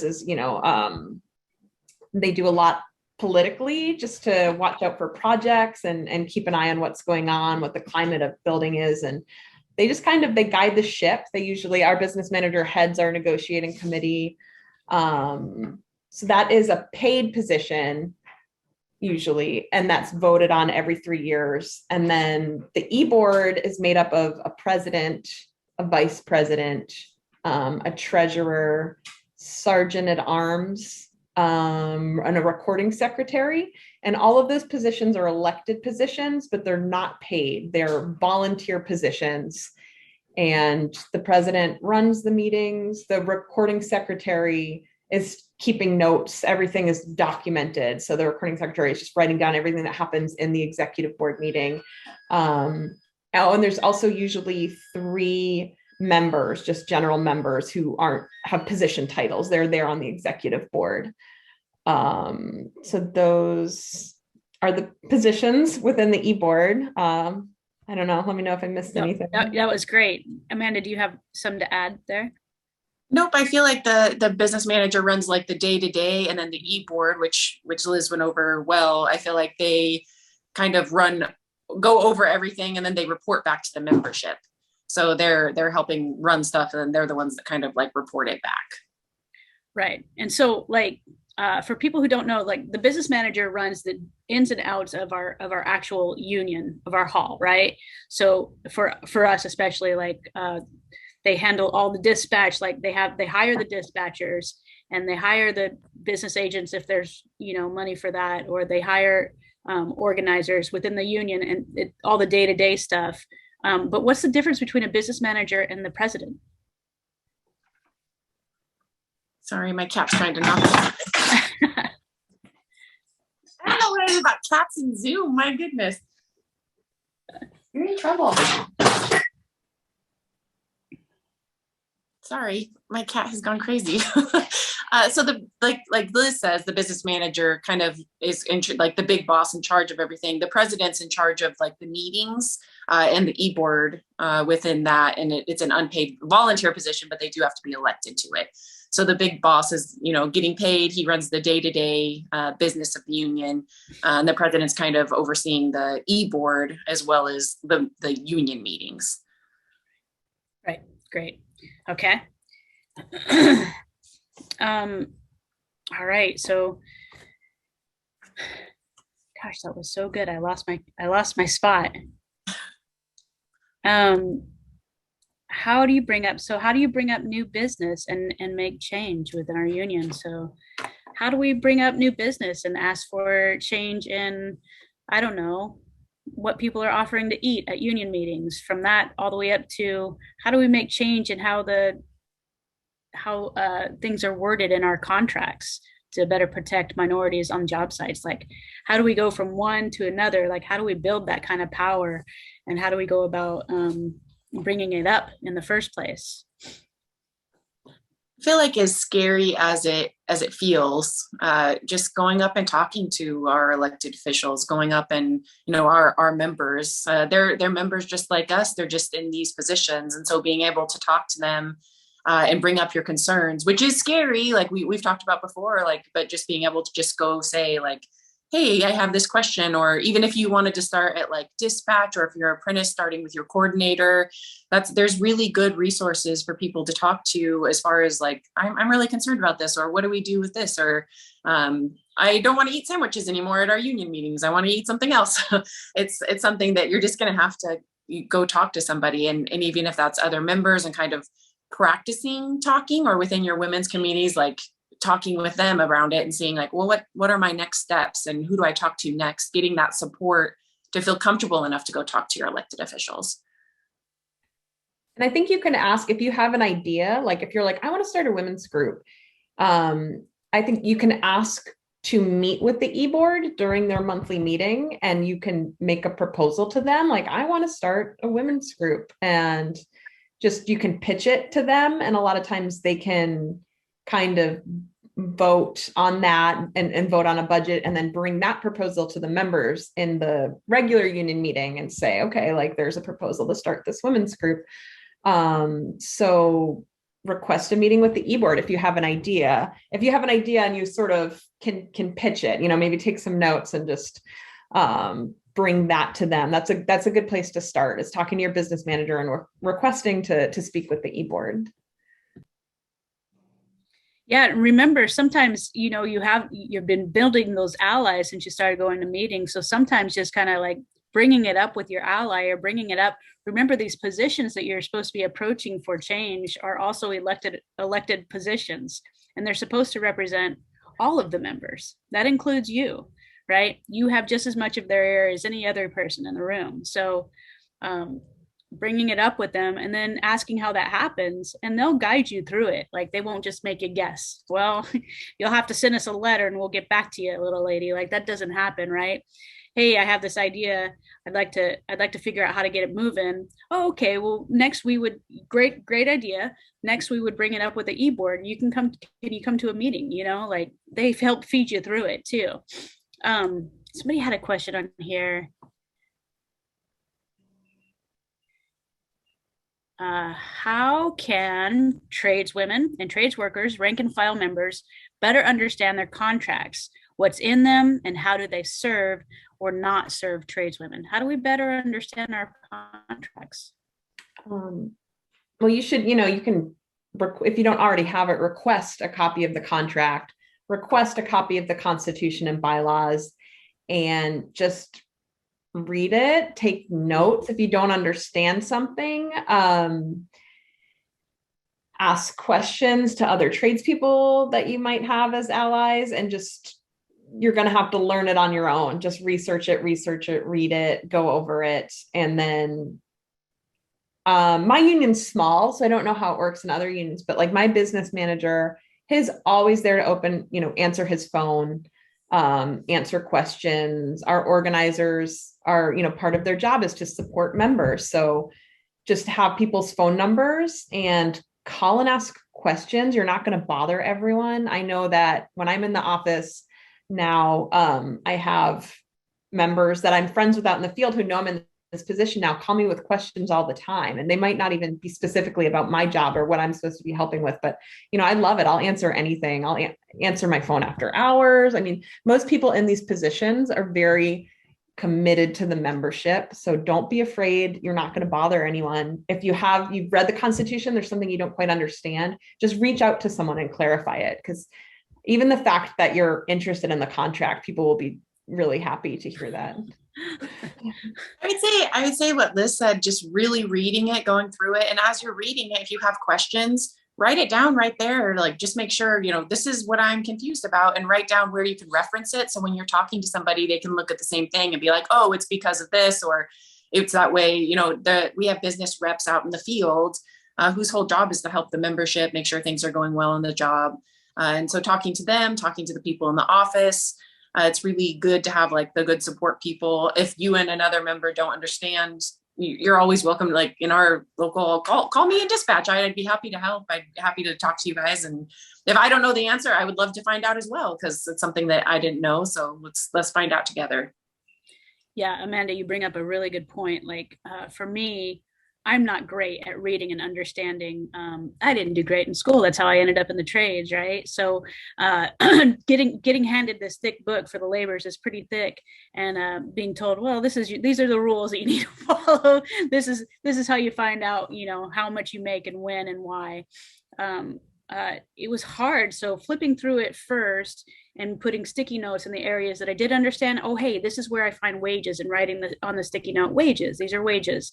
And then the best way to understand an issue, best way to understand my contract was every time there was a problem to go to the contract and try to figure it out, and then ask the questions based on that, like find it within my book, based on where I had some of my tabs, right? Or try to find the issue, read it and say, well, the book says this.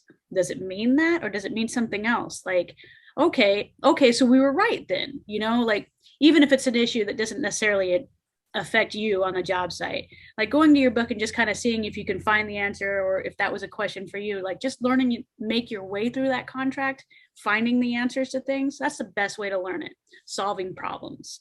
For me, it wasn't just reading it from front to back. It was actually diving in and trying to solve a problem here and there. And that's how I learned how to read the contract, Learning techniques for each of us might be a little bit different, I would imagine. But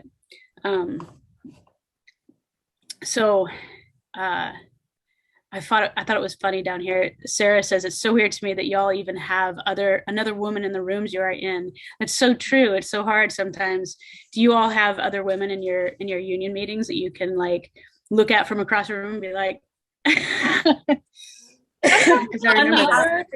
One other woman who's involved and will show up, but I mean, my union's 550 active members, I think, around there, and there's 15 women total. So often I am the only one in the room, which is tough. That's tough, but I'm there. I'm hopefully providing that visibility for apprentices, for new people coming in, and hopefully they'll be more comfortable entering the room because I'm there. That's, I can only hope. But I think that's so important, Liz, to be the presence there as well. I feel like we have women that show up to the meetings, and I feel like there's always at least a few of us there, but it's something that once a few women show up, I feel like it's more comfortable for the other women to show up. And so being that presence, I feel like is really important for other women to feel comfortable or identifying women that want to be there, but they feel like they wouldn't belong in that room, but you always do. So. Yeah. I did see in the chat someone saying they feel like there's a disconnect between office women and women who work in the field. And I mean, I just started this job in February. I was in the field up until February, pouring concrete. So I don't know if I can speak exactly to what, your experience has been, but I'm trying, hopefully succeeding. But I have texted all of the 14 other women who are in the field. They all have my personal cell phone. They all have my work cell phone, and just trying to be a resource where like you can directly reach out to me with any issue, whether or not, if you just need to chat, if you just need to vent. And I'm trying to, we've only had 2 meetings of our women's group so far, and I'm really trying to have everyone be part of it. And, what do you guys want this group to be? Not just like me showing up and talking, like what do you like? Just let everybody have a part in the formation of this group and what our mission is and what our monthly meetings look like. So if you have any advice for how to bridge that disconnect, I would, love to hear it. And I'll put, hopefully they're passing on our info to you guys after this. And I'd love to hear it too, because a lot of the women, there are some women that work in the office that haven't worked in the field, but I know I myself worked in the field, and some of the other women that have been in these positions in the past have worked in the field before they moved to the office. So if there is a disconnect somewhere, you guys feel just uncomfortable just because we are in an office role now, we were in the field before. So don't forget that we had been there. So if there is something that's making you uncomfortable is calling the office, like ask for our cell phone number, ask for our email. We're happy to help support you guys within the field. And if there's something that's making you uncomfortable approaching us, please let us know what it is, because I don't want that to be there. I want to be a support for women coming in, women that are currently in. I want a bigger, stronger presence at our groups, at the union meetings. So I think that's something that please reach out. I'm happy to help if something that's like causing a disconnect there. So I missed Connie Smallman. I apologize, but she has a question about sharing the Women's Committee report at the Good and Welfare section of their monthly union meeting. Do we know if they can propose to their e-board that it be added to the membership report section instead? Would they use Robert's Rules of Order to address this? How would we go about getting the Women's Committee report into the Good and Welfare? How would we do that? I don't specifically know, but I think that would be a good opportunity to reach out to your business manager and just ask. Again, there's no dumb question. My experience, office people love hearing from people in the field, love hearing that people want to be involved. So I would ask your business manager. I wish I could answer that more specifically, but I can tell you that the women's meeting for the laborers, our union meetings, we have our women's committee the week before. And so they always, now they're trained to, but at first it was a tough go, but now they're trained to, when they're doing reports, like we do the organizing reports, we do all of the reports, the training center reports, they also do the women's committee report now. And somebody from the women's committee meeting stands up and gives a report on how we met, what we met about, what our plans are moving forward, anything they want to talk about, basically. It's a good opportunity to get to speak in your union meeting too. Just letting them know you want to make a report, that you want, just making them aware that that's something that you would like to have happen, that you would like your women's committee report to be regular part of the union meetings, and not something that's, an oddity, but something that's regularly happening. Yeah, my feeling is that most would feel happy. I'll type in my phone number and talk to anyone offline about how to get that in there. But I think it just takes practice for them, right, to be thoughtful of including the women's committee in their monthly meeting. Okay. Liz, you had mentioned that you preferred a leadership role in your union rather than leading a crew. Why is that? Oh, I think it's just personal preference. I feel like I can affect more change from the office. And I don't know, I was the kind of, worker where I just love putting my head down, getting the job done, leaving it at the end of the day without, there's a lot of weight on your shoulders when you're a four-person, a lot of responsibility. You're dealing with a lot of personalities, and it's not like I don't have the responsibilities. I'm not dealing with personalities in the office, but it's just a different kind of divide. It was just totally personal where I feel like my strengths and weaknesses are and what I was looking for. Also, on cold, rainy days, I am dry, which is very nice.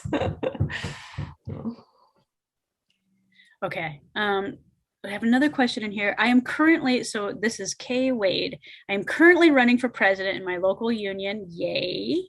So if you know of an electrician, please share that info with them. Oh, we're sharing it on the whole shabooty. I don't know what shabooty is, but it's good. I want to be the first woman president in my local. Awesome. So President 48, Kay Wade, spread the word. I am currently recording secretary of my union, so I hold an elected position, but I think I could make a greater impact as a president. I agree. We have other women in our union meetings. Sometimes there is another woman on the job, but often only one woman of color. I thought there was a question in there, but I just wanted to add good luck, Kay Wade. Yeah. Good luck. That's amazing. That's amazing. Liz, how did you get the contact information of the other women in your local? So I did that. I mean, I am in the office now working. So I just asked our office manager, hey, is there a way you could give me a printout of all our, women members? And she did. She printed out the sheet. So I just mass texted everybody. I don't know if that's something they would give out to just a regular member, but you could certainly ask. I mean, they have that information in the office. So. And then as part of our union, one of our union rules is we can't give out, like if you just called and say, hey, can I get all the women's numbers of the union, they wouldn't hand that out.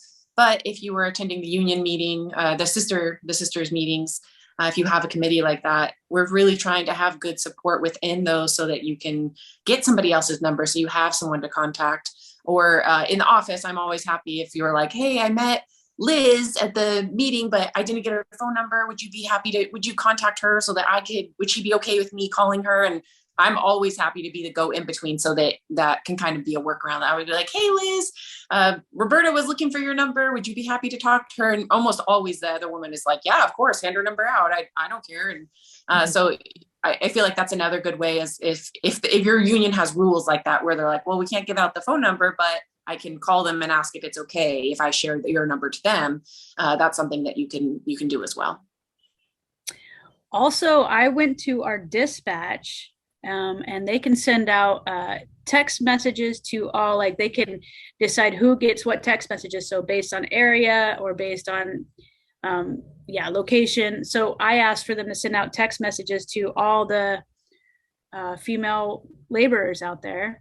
Hey, women's committee meeting this night, this time, or at this place. Back in the day, before COVID, it was at a place, and we would hit just the Portland metro area for at first, right? And that was really cool.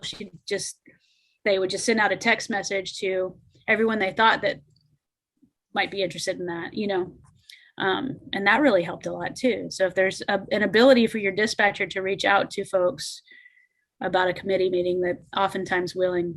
So for trades workers who are planning to attend the NAB2 Tradeswomen Build Nations Conference in October, you can request financial support from your union to attend. And it's a great way to practice using Robert's Rules orders. Okay, and there's a link in there from Kelly. Please don't miss that.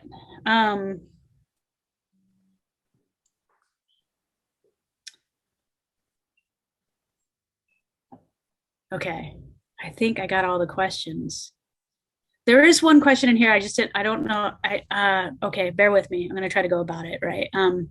I spend my half time in the field and half the time in the office, and I'm wondering how to engage as a non-union member, but as someone who directly works with union members. I see a great level of engagement in the union and their members, and a commitment to inclusiveness by the union and their members. It's very cool to witness, and how that emboldens my team members to be and do their best at their job. If you're not a union member, and you have no ability to become, like, I feel like become a union member, but if you have no ability to become a union member, how do you either of you have advice on how to engage with other workers if you're non-union? You can attend a union meeting as a guest. You could request to come to a union meeting if you just wanted to meet people. Our union meetings are closed. Yeah, we can have a special guest. I think you can be invited as a guest. So if you put forth, you had that interest. I am not quite sure exactly what level, like what you're looking to get out of the engagement exactly, but I know that like our women's group, we're small enough, we're new enough that if I meet like a female contractor who's, even if she's non-union, I'm going to be like, well, we have this women's group. You work with concrete. Like, would you like to come and meet us? So if you'd like to maybe request if you could attend one of the women's committee meetings, that might be a place to start, just to, you know, meet more people. And get more support within as a woman in the field. And if you don't have that ability to like be a part of a union, I feel like that's exactly right, Liz, is reach out to the women in the different committees so you can see if, can I be a part of it, or can I just get a phone number so I can talk to you? It might make a big difference for support as well. Yeah, I always tell people, if you're coming to a women's meeting, at least bring your coworkers, bring the non-union coworkers, just bring them, bring all of the women on your job site, bring them. It's fine. We'll figure it out later. Like, everyone is invited to those. Yeah. Union meetings, not so much, but definitely our committee.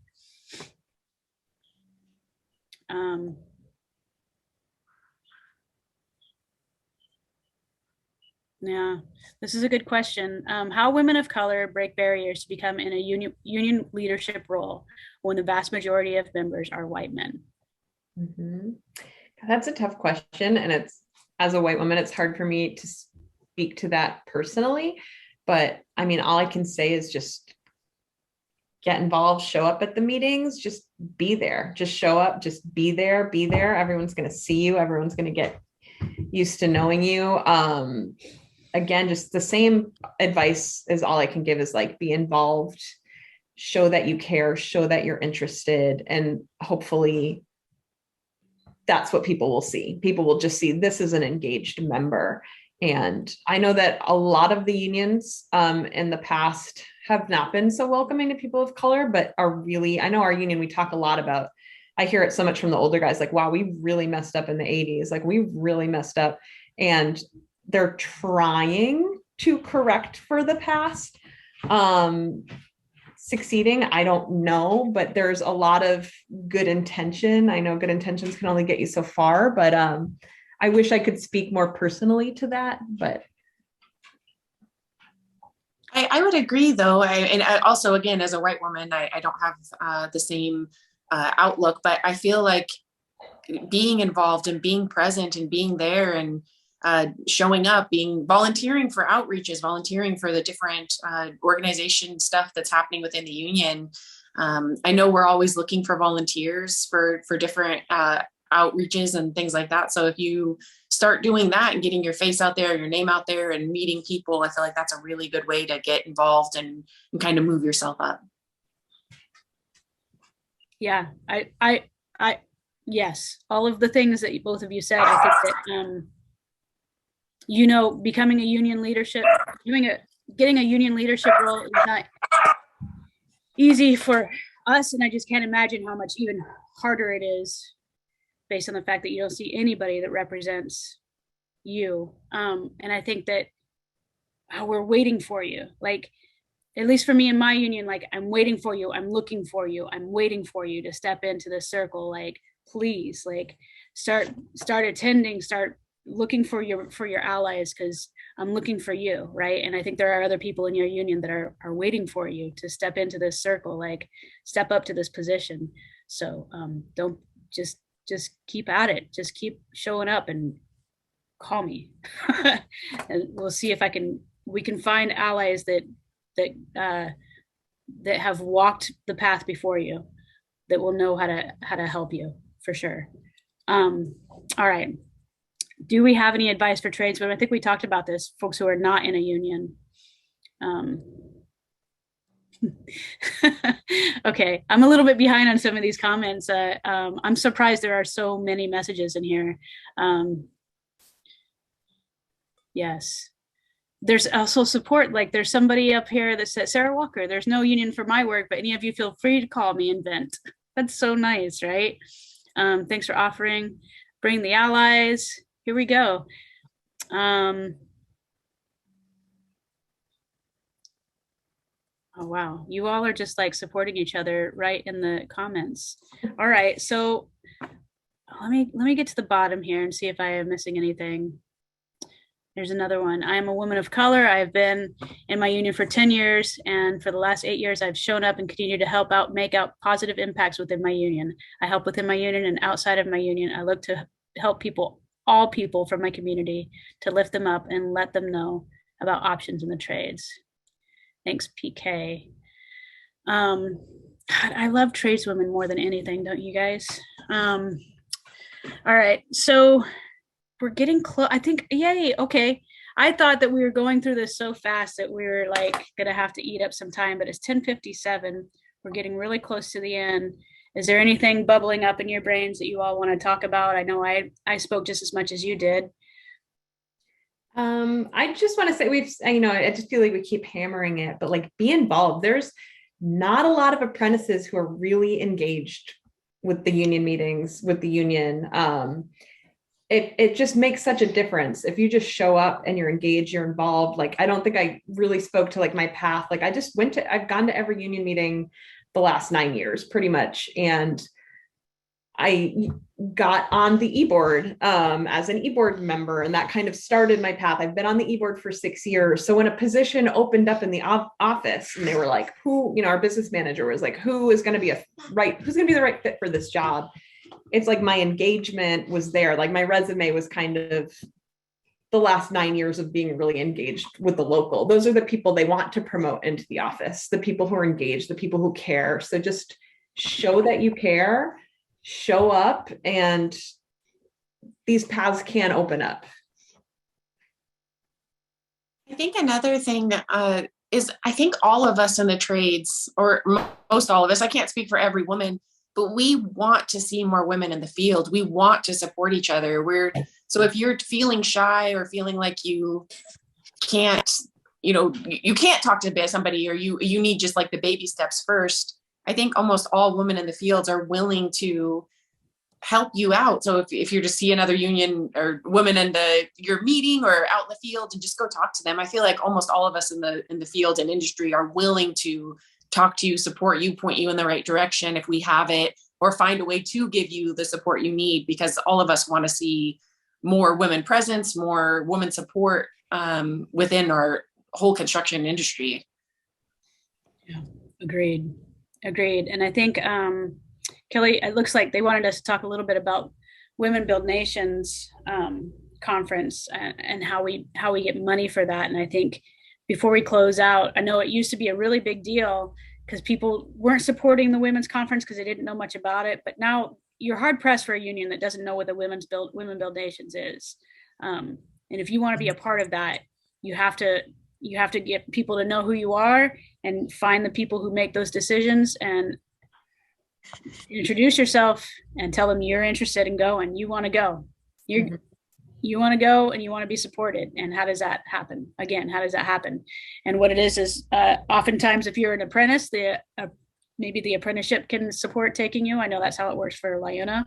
If you're a journey worker, then usually they set aside money specifically, well, for the laborers anyway, they set aside money for Women Build Nation, and they decide how many people that supports and going, along with food. It's the plane, it's the stay, and it's food sometimes while you're there. They try to combine all of it. And so how many people can they afford to send, and how do you get your name on that list? And you get your name on that list by getting people to know who you are. Mm-hmm. And if your local hasn't sent people in the past and you feel like you need to pitch it, just bring up the retention rate. Just, it's almost like this little, not like a threat, but it's like, hey, the retention rate for females in the trade is terrible. Like, this is a way to build community. This is a way to connect with other tradeswomen and become more passionate. So I found that helpful in the past. Like, how do we help women's retention rate? Send them to this conference. Yes. Yes. That's it. We did it. You did it. Thank you guys so much for your wisdom. We are 2 people down on this panel, and you guys filled it in and gave us such amazing insight. I really, really appreciate it. Thank you, Lori, for your leadership and for making this happen, and Amanda and Liz for your leadership and all that you're doing out there. I really appreciate y'all's insight and participating today. And Liz, I love seeing your little one. Very cute. Future tradeswoman right here. Yes. That's right. That's right. So I really appreciate you guys showing up today. And we are going to be taking a break. And Lori, by the way, in you put your phone number out there, but it only went to the panelists. And so yeah, you might, if you're wanting to share it to everyone. So, okay. Okay, so, yeah. I see. Gosh darn it. Yeah.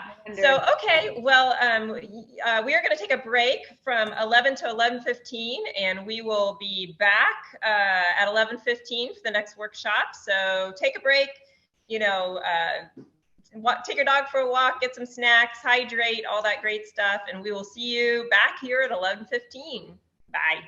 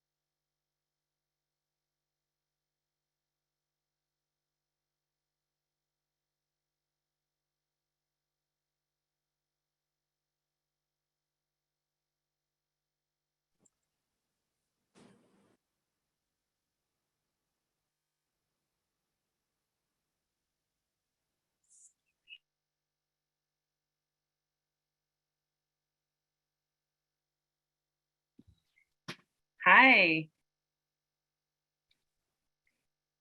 How are you doing, Roberta? I'm okay. I'm okay. How are you? Good. Good morning. Good morning, Dr. Aurora. So good to see you all. And they can hear everything. Can we stop recording while we're on break so that I can do the things that, or can you put us in a breakout room so that we can just very quickly.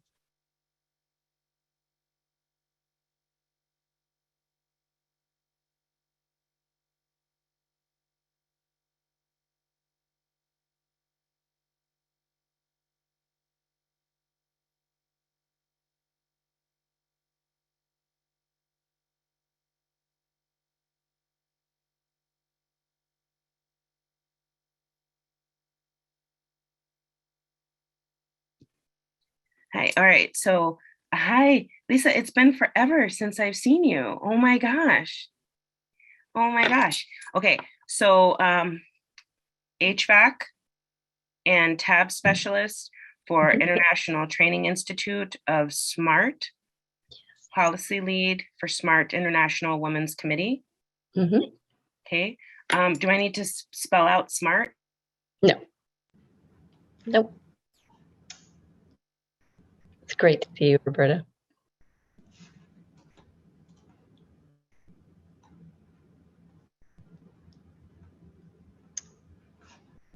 All right, everybody, welcome back from your break. I hope you had a nice break. And I wanted to get this next workshop going. This is Leveraging Power, Creating Policy Change. In this panel, we're going to be talking about leveraging the power that you already have. We'll be talking about what motivated these trades workers to get into leadership. And they will cover how to get started making the change and who you need to work with to make change. They're also going to cover challenges that they ran across and what lessons they've learned along the way. Our moderator, I'm very excited to introduce her, is Dr. Roberta Hunt. She is a professor, or she's an Oregon Tradeswomen board member, and also a consultant working with Safe from Hate job site culture change initiative. She is an assistant professor at the Portland State University of Social Work, where she teaches on race and social justice and sexual and reproductive justice. Her areas of research include Black maternal health and equity in higher education and construction. She is a connector, a facilitator, a cultural worker, a change maker, and a mother. I'm very excited to introduce you and welcome Roberta.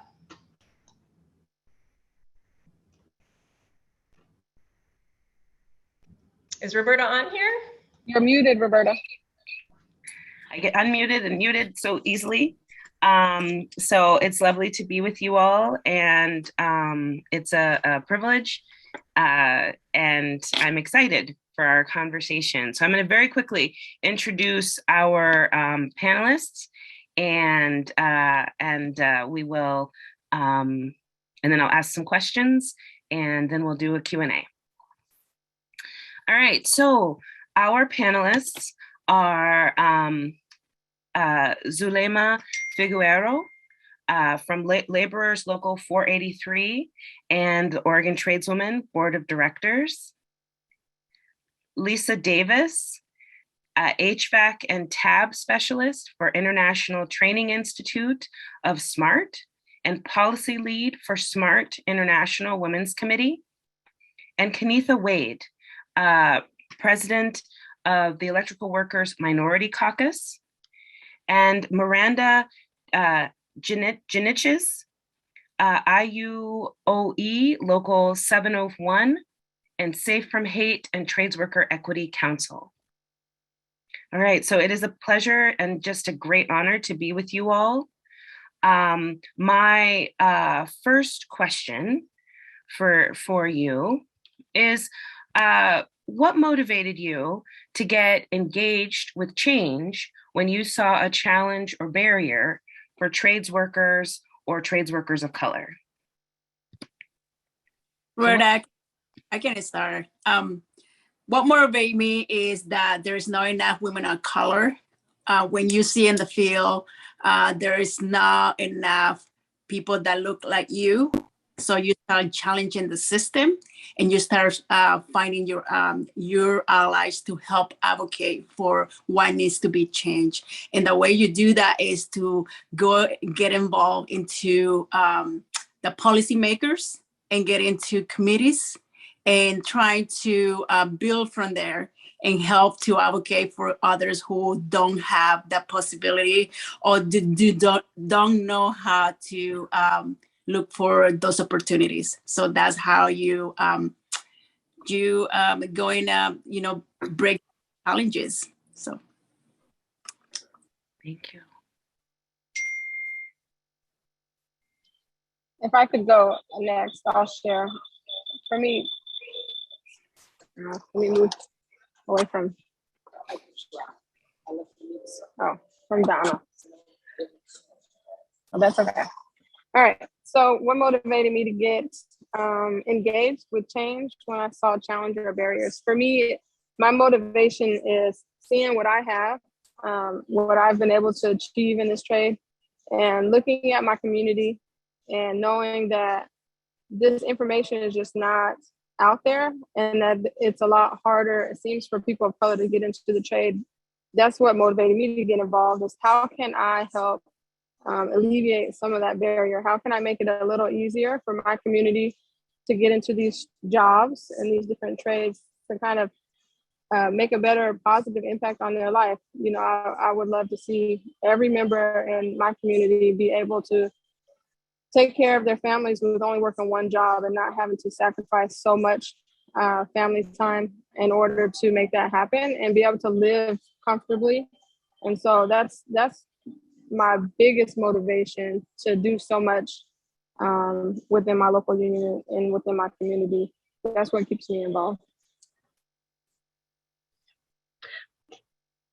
For me, when I became a full-time instructor at the local training center, I saw an immense need for the mentoring of our apprentices, especially our underrepresented communities of women and people of color. And I started realizing that my position was one of relative power, and simply by occupying the very visible position of an instructor, I was an activist. And so I'd better start being one more intentionally. So I started finding my voice and doing outreach with community organizations and mentoring. Started to help found a local women's committee and also a mentoring program. And after that, things just started falling into place. Well, I guess what motivated me for change is being out in the field and seeing, my fellow coworkers, minorities and women of color out there being discriminated against. Having different standards than their white counterparts. And I want to make sure that out in the field that everybody is treated equally, regardless of your color, regardless of your sex, regardless of your sexual orientation. I want to try to bring equality and change out into the construction industry, and that's what motivated me.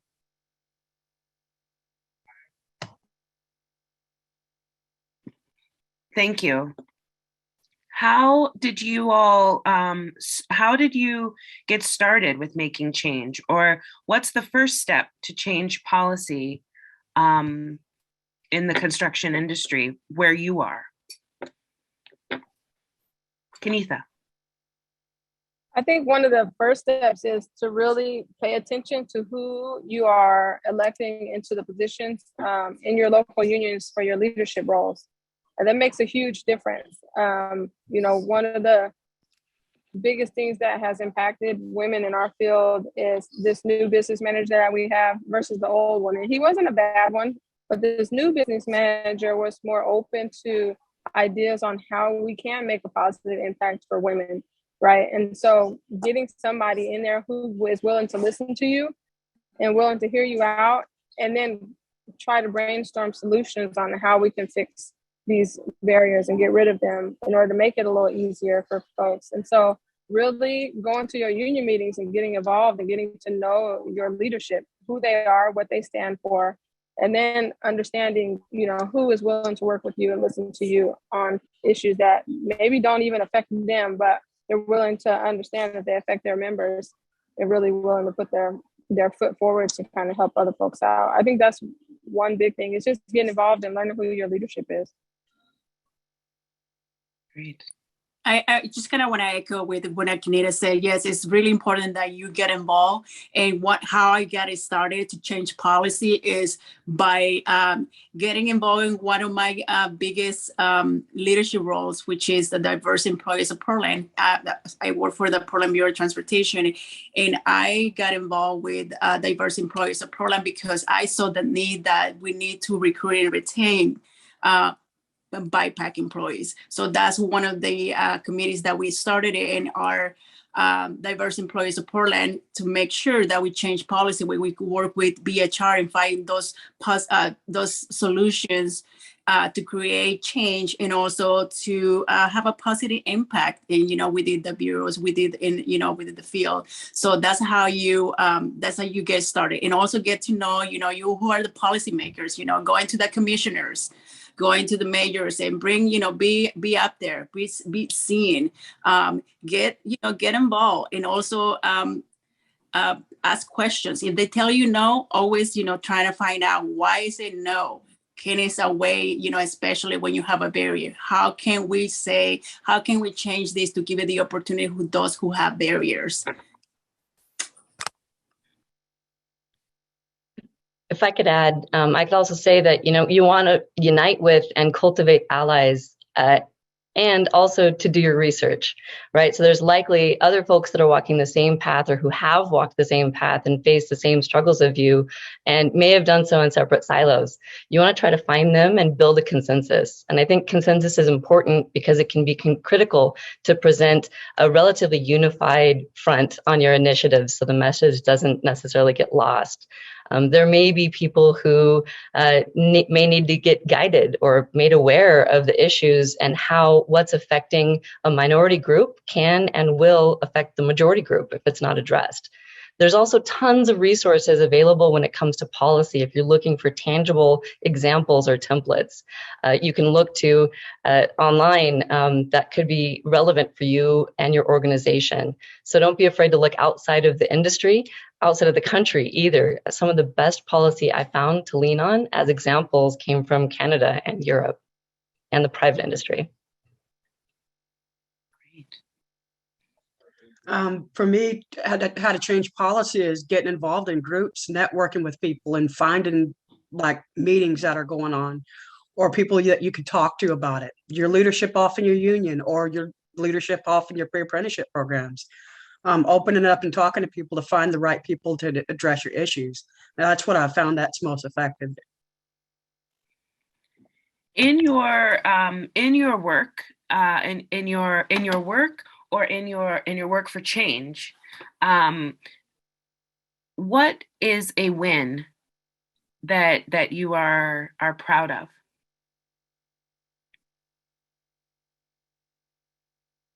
Yeah, Kenita. I'll share one of the wins that I'm proud of, and I can't really take credit for it. But with our new business manager, one of the wins we got is paid maternity leave for women within the IBEW. And so our paid maternity leave is 13 weeks of paid maternity leave prior to the baby being born and 13 weeks after. And it's paid at $800 a week. And your medical is covered for the entire time as well. So it helps for women to not have to choose between starting a family or their career, right? In which, I don't know any other trade out there that really gives that. And I think that is huge, not just for construction, but just in any industry. I wish other industries would catch on to that because, it is hard to try to figure out, do I go back to work after a couple of weeks of just having this baby, and then you got to let somebody else raise your child, right? Or you can just stay home and take care of your child and get them to a healthy age where you feel a little more comfortable letting somebody else kind of step in and take over. So that's a huge accomplishment. And we speak about it a lot. And we weren't the first to do it. We heard another union present this at Women Build Nations. conference back in like 2017, right? It was a woman who lost her child because she was working late in her pregnancy. And just sharing your story for other people, even though, sorry about all the background, I'm currently in Chicago. I'm leaving a conference. I have stayed here just so I can do this. So I'm in the lobby. But sharing your story for other people to hear your struggle, right? And they can do their own brainstorming on what it is that they can do to make a positive impact to change the story for other people like that. I think that's one big thing that I could share. That's huge. I mean, that is about that's about maternal health. That's about infant health. That is like stabilizing families. That's amazing. So, and when I think of that in terms of racial, gender, and economic justice. So, which is about reproductive justice. Amazing. Yeah, that's pretty awesome. Yes. Next up. For me, one of the biggest win is breaking the glass. What I mean by breaking the glass is like breaking the status quo that we have and the, like being as a utility worker, making sure that, you had that, you break the glass, especially when you work with a group of white men, making sure that they seen your work and you get respect for it, and making sure that you have access to the possibilities to for other women to have these opportunities that sometimes, for over the years they haven't have access to leadership roles, to other positions, to professional development. Those are that what I mean when I say breaking the glass. And making sure that you just you earn that, you support, you earn that, and also you build those relationships, you build those allyanships with white men, because there are some white men out there that they are willing, because sometimes they don't know, so you need to educate and help making sure that they know where where we stand at, and sometimes you're like, oh, they appreciate that.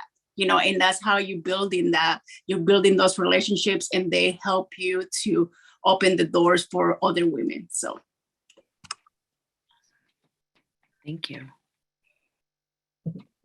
As part of the International Women's Committee, we were able to draft resolutions and constitutional amendments that were then unanimously approved at our last convention, and they were things like putting in a charging clause to be able to charge members when they were acting inappropriately or harassing or hazing or bullying other members, and also putting in protecting clauses and protective clauses for underrepresented members. We also drafted some resolutions that set goals for representation of our membership. And again, these were all voted upon unanimously, and also spurred some other amendments, such as gender neutral language in our entire Constitution as well, which has been around since 1888, which is great. Awesome. So working for change for myself, I'm part of the Equity Council and the Safe from Hate Council, where we're pushing to make the construction industry more fair for Black, Indigenous people of color, and LGBTQ people. It's really great work that we're doing, and we're trying to bring equality in the construction industry. But it's not just me, it's everybody who's on the Equity Council. Their voices and their contribution makes a difference, and it's everybody who's on the Safe from Hate, and their contribution also makes a difference. So it's not just me. Kenitha, I saw you raise your hand. Did you want to say something? Yeah, I was going to add, Lisa reminded me of something that we just recently did. So right now I'm at our 40th International Convention for IBEW that ended yesterday. And we got past a couple of resolutions and a couple of amendments to change gender neutral language, and to increase participation from unions, to encourage women's groups and electrical workers minority caucus groups and renew groups for young workers. to increase their efforts in order to make available in unions where they don't already have it, those resources so that they can do some outreach to those other underrepresented groups.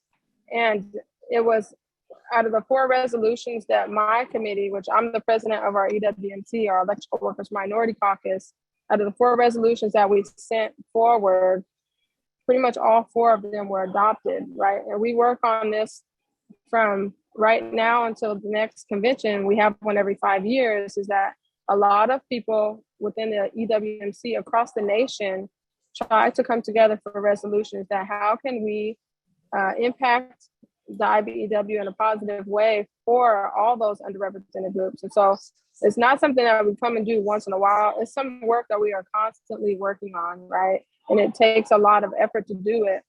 But when you see, you know, the fruits of that labor come to pass, you know, at a convention where unanimously it's accepted in, and that it will make a positive impact later on, it's really worth it. So, you know, it's something you got to always continue to work with. Mm. So a question that I have in your work, we are at a time where wedge issues, the ways that different groups are pitted against each other, are increasing, and is a political tool to move us away from a more inclusive workplace and an inclusive society. And the reality is that so many of us across our identities are impacted by discriminatory systems. So how do you, in your work, build coalition, build relationships across racial and gender identities?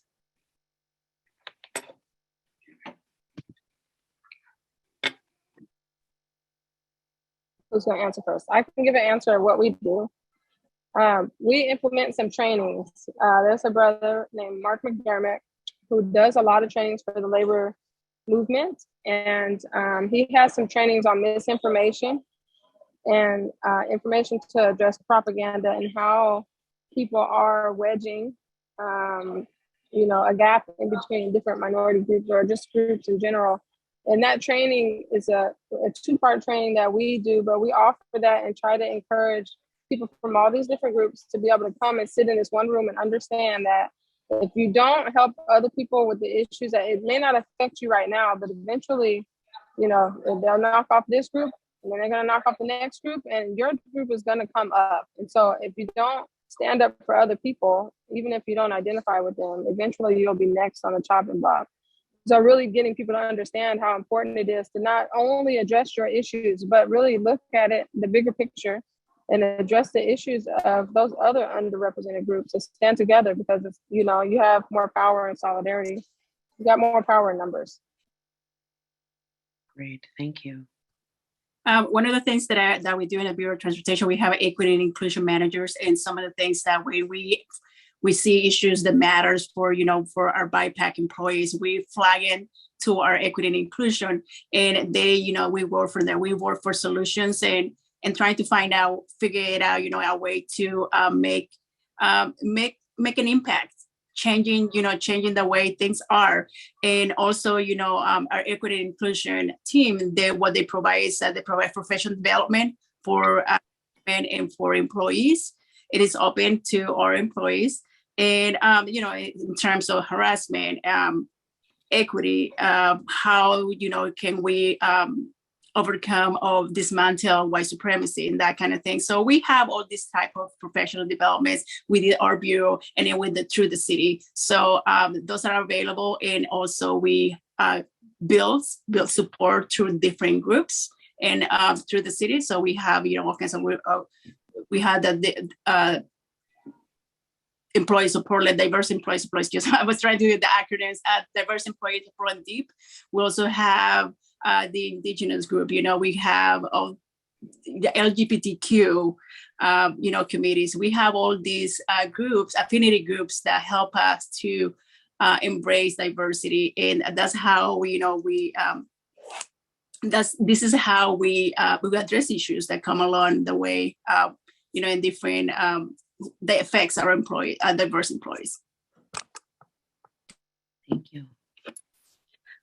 I think that organizationally, the awareness trainings and conversations around reducing bias and around diversity, equity, inclusion are really, really important.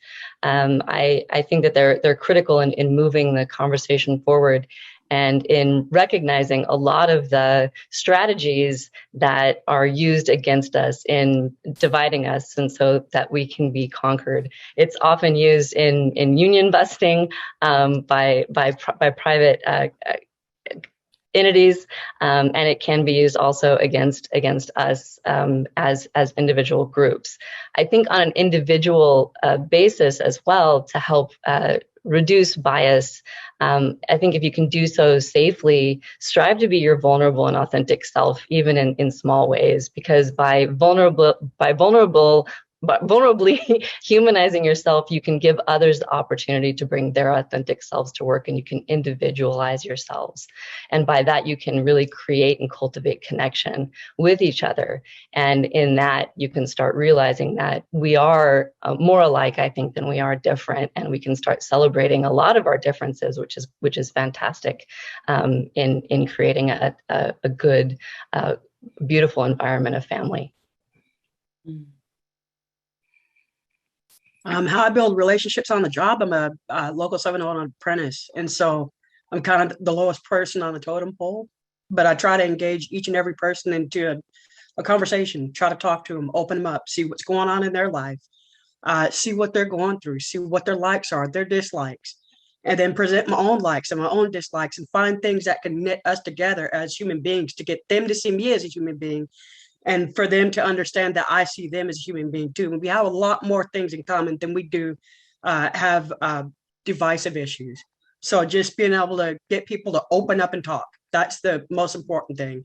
And being able to get them to see that we have things in common, regardless if we live in a different state, or we might have different job abilities or different years off in the industry. It was something that it was in this industry that brought us all together. And that's one of the common causes, and try to build bridges between the people who think that, maybe they have vast different views. Like you have a lot of different views on political or, just anything else in life, but just trying to get them to see that even though you might have a different view, you got there somehow. And how you got to your views and how I got to my views, there's common thread there, and there's bridges always to be built with conversation. So just try to get them to open up. Thank you so much. So I'm thinking about some of the, like, you all are bringing so much. And one thing I'm wondering is, in your work, how can we bring to the workplace a sense of belonging, so that everyone thrives, right? What do we need to bring more belonging in the trades, and doesn't require everyone to assimilate to the existing dominant culture, but make space for the variety of our experiences?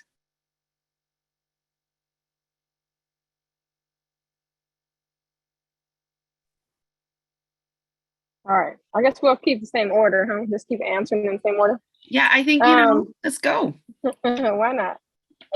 One thing that I try to do to make people feel belong is just be creative in the opportunities that I generate for people to show up, right? Like some people like to volunteer, and so we come up with volunteer opportunities, but some people don't want to volunteer. Maybe they want to come have fun. So I have created a couple opportunities every month that I commit to doing. We have a Saturday breakfast on the first Saturday of every month at a local restaurant, and we put it out there, and any and everybody is welcome to come, right? Come talk to our leadership. If they show up, come hang out, just come be around some of your union brothers and sisters and just have a good time. Or we do a movie night at the local union once a month on the last Saturday, and consistently follow through with those same opportunities, but also listening to what people say they want to see happen and what they want to be a part of, and trying to implement that, or encouraging them to come and make that space, you know, so it can be whatever it is they want to do, and letting them know that, hey, this is not just about what I want to do. This is about what you want to do. This is about all of us, right? Whatever we can do together. We are a family. So come be a part of the family, and just creating that atmosphere where they can actually feel like they're just a family. So it's not just about union meetings, because those can be very long and boring, and we all know that, right? And very tedious work at times.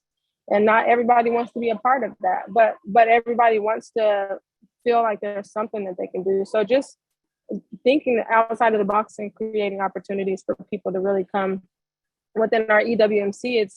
We don't shut anybody out. Everybody is welcome to our EWMC. And some people get hung up on the word minority, as if, you know, if you're not a minority, you don't belong, which is not true.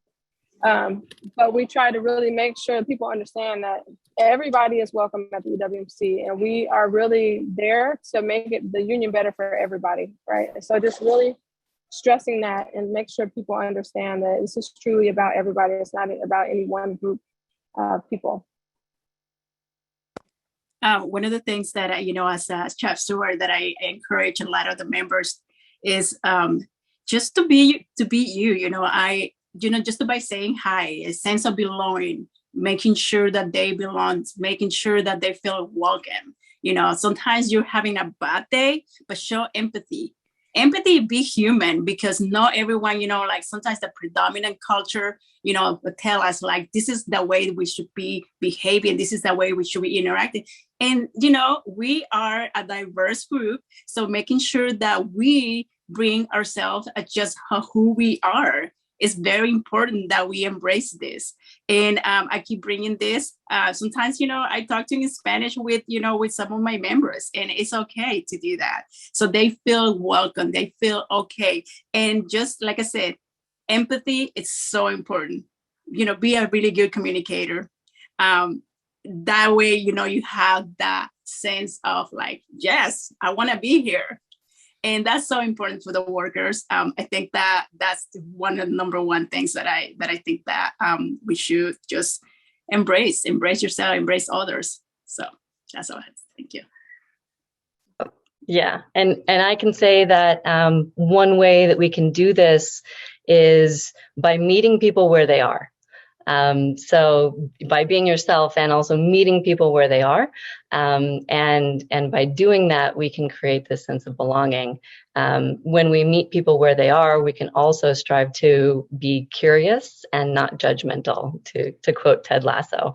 But if we are curious in a gentle way and not in a judgmental way, in that way, we can start recognizing them as a holistic, as a whole human, right? Just as we are whole human beings. Yeah, I agree with you there. I just try to talk to people and get them to open up. Yeah, don't be judgmental. Whatever their grievances are, just listen. Try to provide relevant information where you can. Pointing out the things that we do got in common, and just talking to people. And letting them know that, hey, you're welcome to give me a call. You're welcome to talk to me anytime that you have a problem, no matter what it is. If you're angry, you're sad, you're hurt, I got good ears. I'm more than willing to listen. So that's how I do it. Yes, Zulema. I just want to add one really super cool thing that I think is really important is food and music. People love food. When you bring food and, have some kind of music, the employees feel like, so like, I really, really want to be here. So it's really important to do that because it's part, again, of that belonging and being a human and having the empathy and the welcoming. So I just want to add to that. I hear so much care in your collective work and in what you all bring to job sites and to your workplaces, and this is really pivotal work, and it's in some ways the work that is not honored, and it is the work that brings people to a space and keeps them there. It's building connection and anchors. So in the Q&A, Zulema, someone asked, is there a way you could elaborate on methods for gaining respect in your industry? So often I feel like I am perceived as simply the token woman on the job. One of the things that I encourage to do is actually, because sometimes I've been, as a being Hispanic, and I'm the one who, the bilingual employee, that language. I think it's really important to be clear and say that we have resources at the city that can provide language services. And I think that's very important to be clear about that, because you don't want to be the talking person that, they're always going to come to you, because it's not really part of your job as an employee. And be clear about that. If you are for certain minority groups, sometimes and you are the only employee that is being, that just you have that specific skill, or or somebody else wanna do something in that regards of like, oh, I need somebody for this specific skill. Just be clear. I say, nope, somebody else can do that. I'm just an employee. This is what my tasks are. This is my abilities, and this is what I can do. So making sure that you don't get picked on and always being targeted as because you are for a certain minority. And people are just coming to you for all kinds of things. So just be clear about it and say no. That's my advice. Thank you. Would the others like to offer anything to that answer? It's a good one. Okay. The next question. My worst experiences have been in spaces where they proudly proclaim their commitment to education, equality, and inclusion, and fail to do it. I'm adding to Sarah's question. How do we deal with that? I always kind of call it like equity doublespeak. Yeah, I mean, I've been through that. I completely understand how you feel. They get you there. They show you this video of the guy who says that he was an apprentice and now he's finding words. He's saying the same words as to the apprentices on the job that he used to. I get it. It's hard. Educate yourself. Educate yourself within your union contracts. Educate yourself within the bylaws. And, don't take no for an answer. If it's a question that you need to ask, it's going to be a lot of people that are going to get mad because you ask those questions, but you know what? Stand up and ask them anyway, because you have that right. And understand that you have rights and you're empowered just like any other worker. Don't let nobody tell you no or step on you. And it's hard. And sometimes, you feel alienated and discriminated and nobody wants to work with you. But you know what? What I do is every single day I get out there, I put my best foot forward, but I know I'm going to make mistakes, and I'm not going to let somebody put me down because I made a mistake. I deserve to be there. Thank you. Lisa. Yes, I just want to say that is so amazing, Miranda. You're fantastic. That's a great answer. For those who may not feel safe doing so, or may just feel completely burnt out, I understand cultures change, and I'm a sheet metal worker at heart. I often say that culture change is like drilling through stainless. If you go too fast, you're going to burn out the drill bit, and you're going to burn yourself out, right? And in doing that, you can harden the metal underneath, right? You can make things harder sometimes for yourself. So what I try to say is it's slow, but you have to be firm, right? You have to be firm in knowing your rights. You have to be firm in who you are. If you need support, sometimes you have to look for mentors outside of your immediate vicinity, right? And this goes along with being the token person at your job as well. Being a first and only in my position a few times, I can identify with that. But having a lot of those things is you can seek mentors.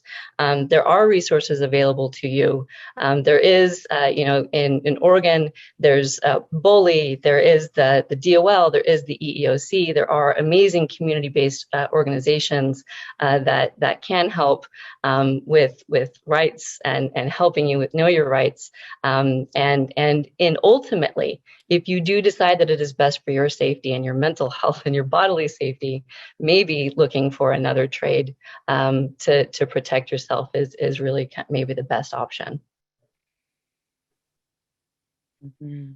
I kind of, I just want to add a little bit what Miranda says is true. Sometimes when you challenge the system, they're going to give you that cold shoulder. They're going to put you in a little corner and they're just going to say, this person is a troublemaker, because you're challenging the system. So it's really important that you have your standards and you are in your position and making sure that you are mentally stable to really go through what you're going to go through. Because there are going to be people out there. There are going to be people like that. It's going to challenge you, is going to tell you, is going to throw things at you, but you need to stand in your position. It's very important in the mental health to, yourself, take care of yourself, because that's really important. Be gentle to yourself. Because sometimes, like I say, we struggle with things, and when they say no, find a question, challenge that no, find your support system, find your allies, because they're the ones who's going to help you to break this glass. Why are we saying no, especially when you are dealing with equity and access barriers? It's really important to look for those allies and look for solutions. Not just being, just being seen as this troublemaker, like this person, oh no, this person is bringing another thing. No, trying to find, we're trying to bring this issue because it's not doesn't affect me. It's going to affect the next person that already asked the same question and it say no and got discouraged and never give up. So I'm the person who's going to keep asking, why is it no? How can we change that around and give me the opportunity and making sure that we change that. We change that for others, because we need to have this equity and access for everyone. I think one thing that I try to do is really make sure I know the rules of the game, right? Sometimes you got to truly understand the rules of the game in order to be able to play. And while some may not think of the trades or your job as a game, but it can be a game. And so making sure you have people that you can rely on, people you talk to, right? Somebody you can get advice from, maybe those who've come before you, but people to check in with and make sure you're going about it the right way, or even see if there's another way you should think about addressing something if you're constantly being told no. I think is just kind of thinking outside of the box once in a while. Sometimes we feel like we're right, and we probably are right. But if you continue to address something in a way where all you ever hear is no, for people to change, a lot of people are not going to hear you, right? So you got to think of different ways to come at it from another perspective, maybe. And so just finding more allies, make sure you have mentors and people to talk to, and just getting advice and kind of building your support group in order to make sure that you're doing it the right way.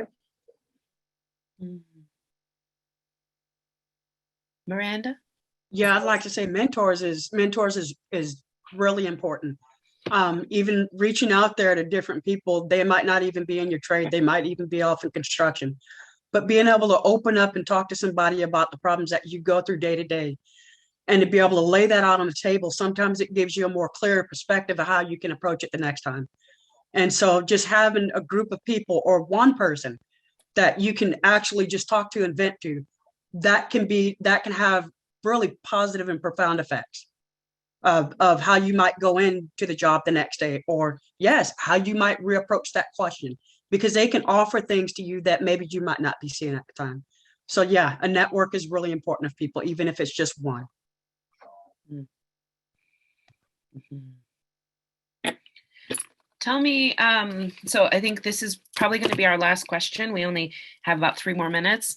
And it's a deep one. How do you deal with the fear of retaliation, right? When you are speaking up on your jobs, in your unions, how do you deal with the fear of retaliation?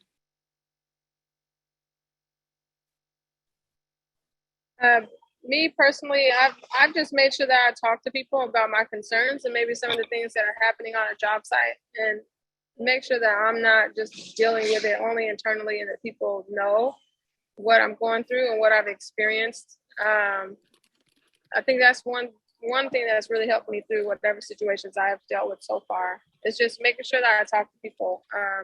And for for us, our EWMC is one place where you can find people that look like you and that understand the work that you do and where you're coming from and some of the experiences you have on the job, which makes it nice because they can relate, right? And so just even having that, it may not be every day on a job site that I can find somebody I can relate to, but just knowing that I'm not the only person going through this or that has those same fears kind of, for me, helps me to kind of deal with it, right, through time. Just deal with it and know that it's not going to last always, and eventually it'll come to an end and I'll move on to another job or something like that. But just making sure I have those people to talk to outside of work. For us, retaliation is actually, City of Portland has a rule and policy that, there's nobody can retaliate. So that's a policy. So if somebody tries to retaliate you, the first thing that you have to do is you have to report it to your immediate supervisor and goes from there. But again, there's going to be, some retaliation, indirect retaliation that, is in those kind of cases, you have to really have a tough skin and, find your mentor, find your allies, find the people who support you. It's really important that, don't just give up like that, because somebody, so-and-so is doing this and that. It's not allowed. There are rules and regulations in place for this specific, retaliation case. And I think that it's very important that you have the capacity to report it and talk about it. It's really, really important.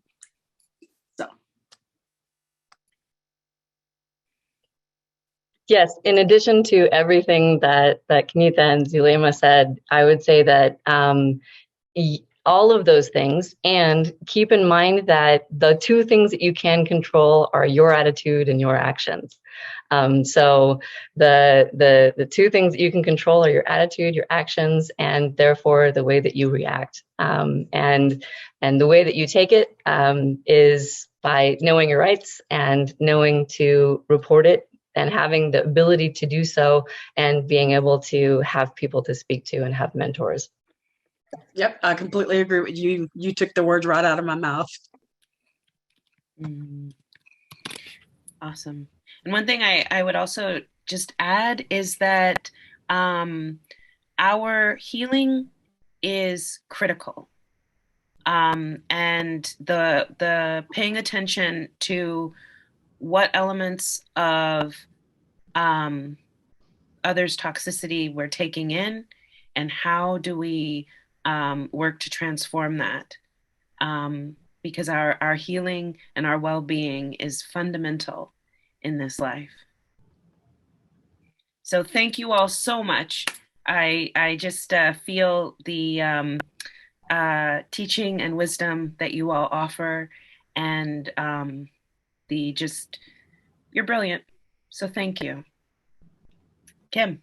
Thank you so much, Dr. Roberta Hunt, and for our panelists. You guys are really amazing, and your words of wisdom. I learn something every single entire time I listen to you speak. So I just want to say thank you so much for joining us, and also just thank you so much for the participants that are in the chat. You guys are this is showing such an immense amount of support and wisdom, and you're sharing such great information, and I'm really enjoying watching that. And also the questions have been amazing. So keep the questions coming. There's such smart, wonderful questions. So keep them coming. Our next panel is the power of movement and the trades community beyond. Making change in this industry, it is a movement. And the next panel is going to be talking about what is happening beyond the Pacific Northwest. We've been talking today kind of locally and that kind of thing, but what's going on beyond the Pacific Northwest and across the country and even the globe. You're going to be hearing about the federal public policy agenda that the National Task Force on Tradeswomen Issues is doing to advance women's equity. Also what's happening globally to build bridges with tradeswomen across the globe. We have some amazing women with some great experience and perspective. Our moderator for this workshop is Connie Ashbrook. She is the co-chair of the National Task Force on Tradeswomen Issues. They're going to talk about what that is during this. She founded Oregon Tradeswomen in 1989 and served as its executive director for 21 years before returning in 2017. She worked in the trades for 17 years as a dump truck driver, carpenter apprentice, and elevator constructor before coming to staff with Oregon Tradeswomen in 1996. She was the first woman in Oregon to become licensed as an elevator mechanic. Connie served on the Oregon State Apprenticeship and Training Council for 9 years and served 7 years on the Federal Advisory Committee on Registered Apprenticeship. She is passionate about working to achieve gender, racial, economic, and environmental justice. Under her leadership, thousands of diverse women and girls gained information about the construction trades. So I'm really stoked to have this powerful panel here with us today. Connie's here, so I'm going to let you take it away, Connie. Thank you, Kim. I really appreciate that. And wow, amazing panelists today. So inspiring. It gives me so much hope for the future for tradeswomen. And this first slide is the picture of the gathering of the National Task Force on Tradeswomen's Issues for our annual meeting, and shows the power in numbers for us to gather together nationally to really make a difference.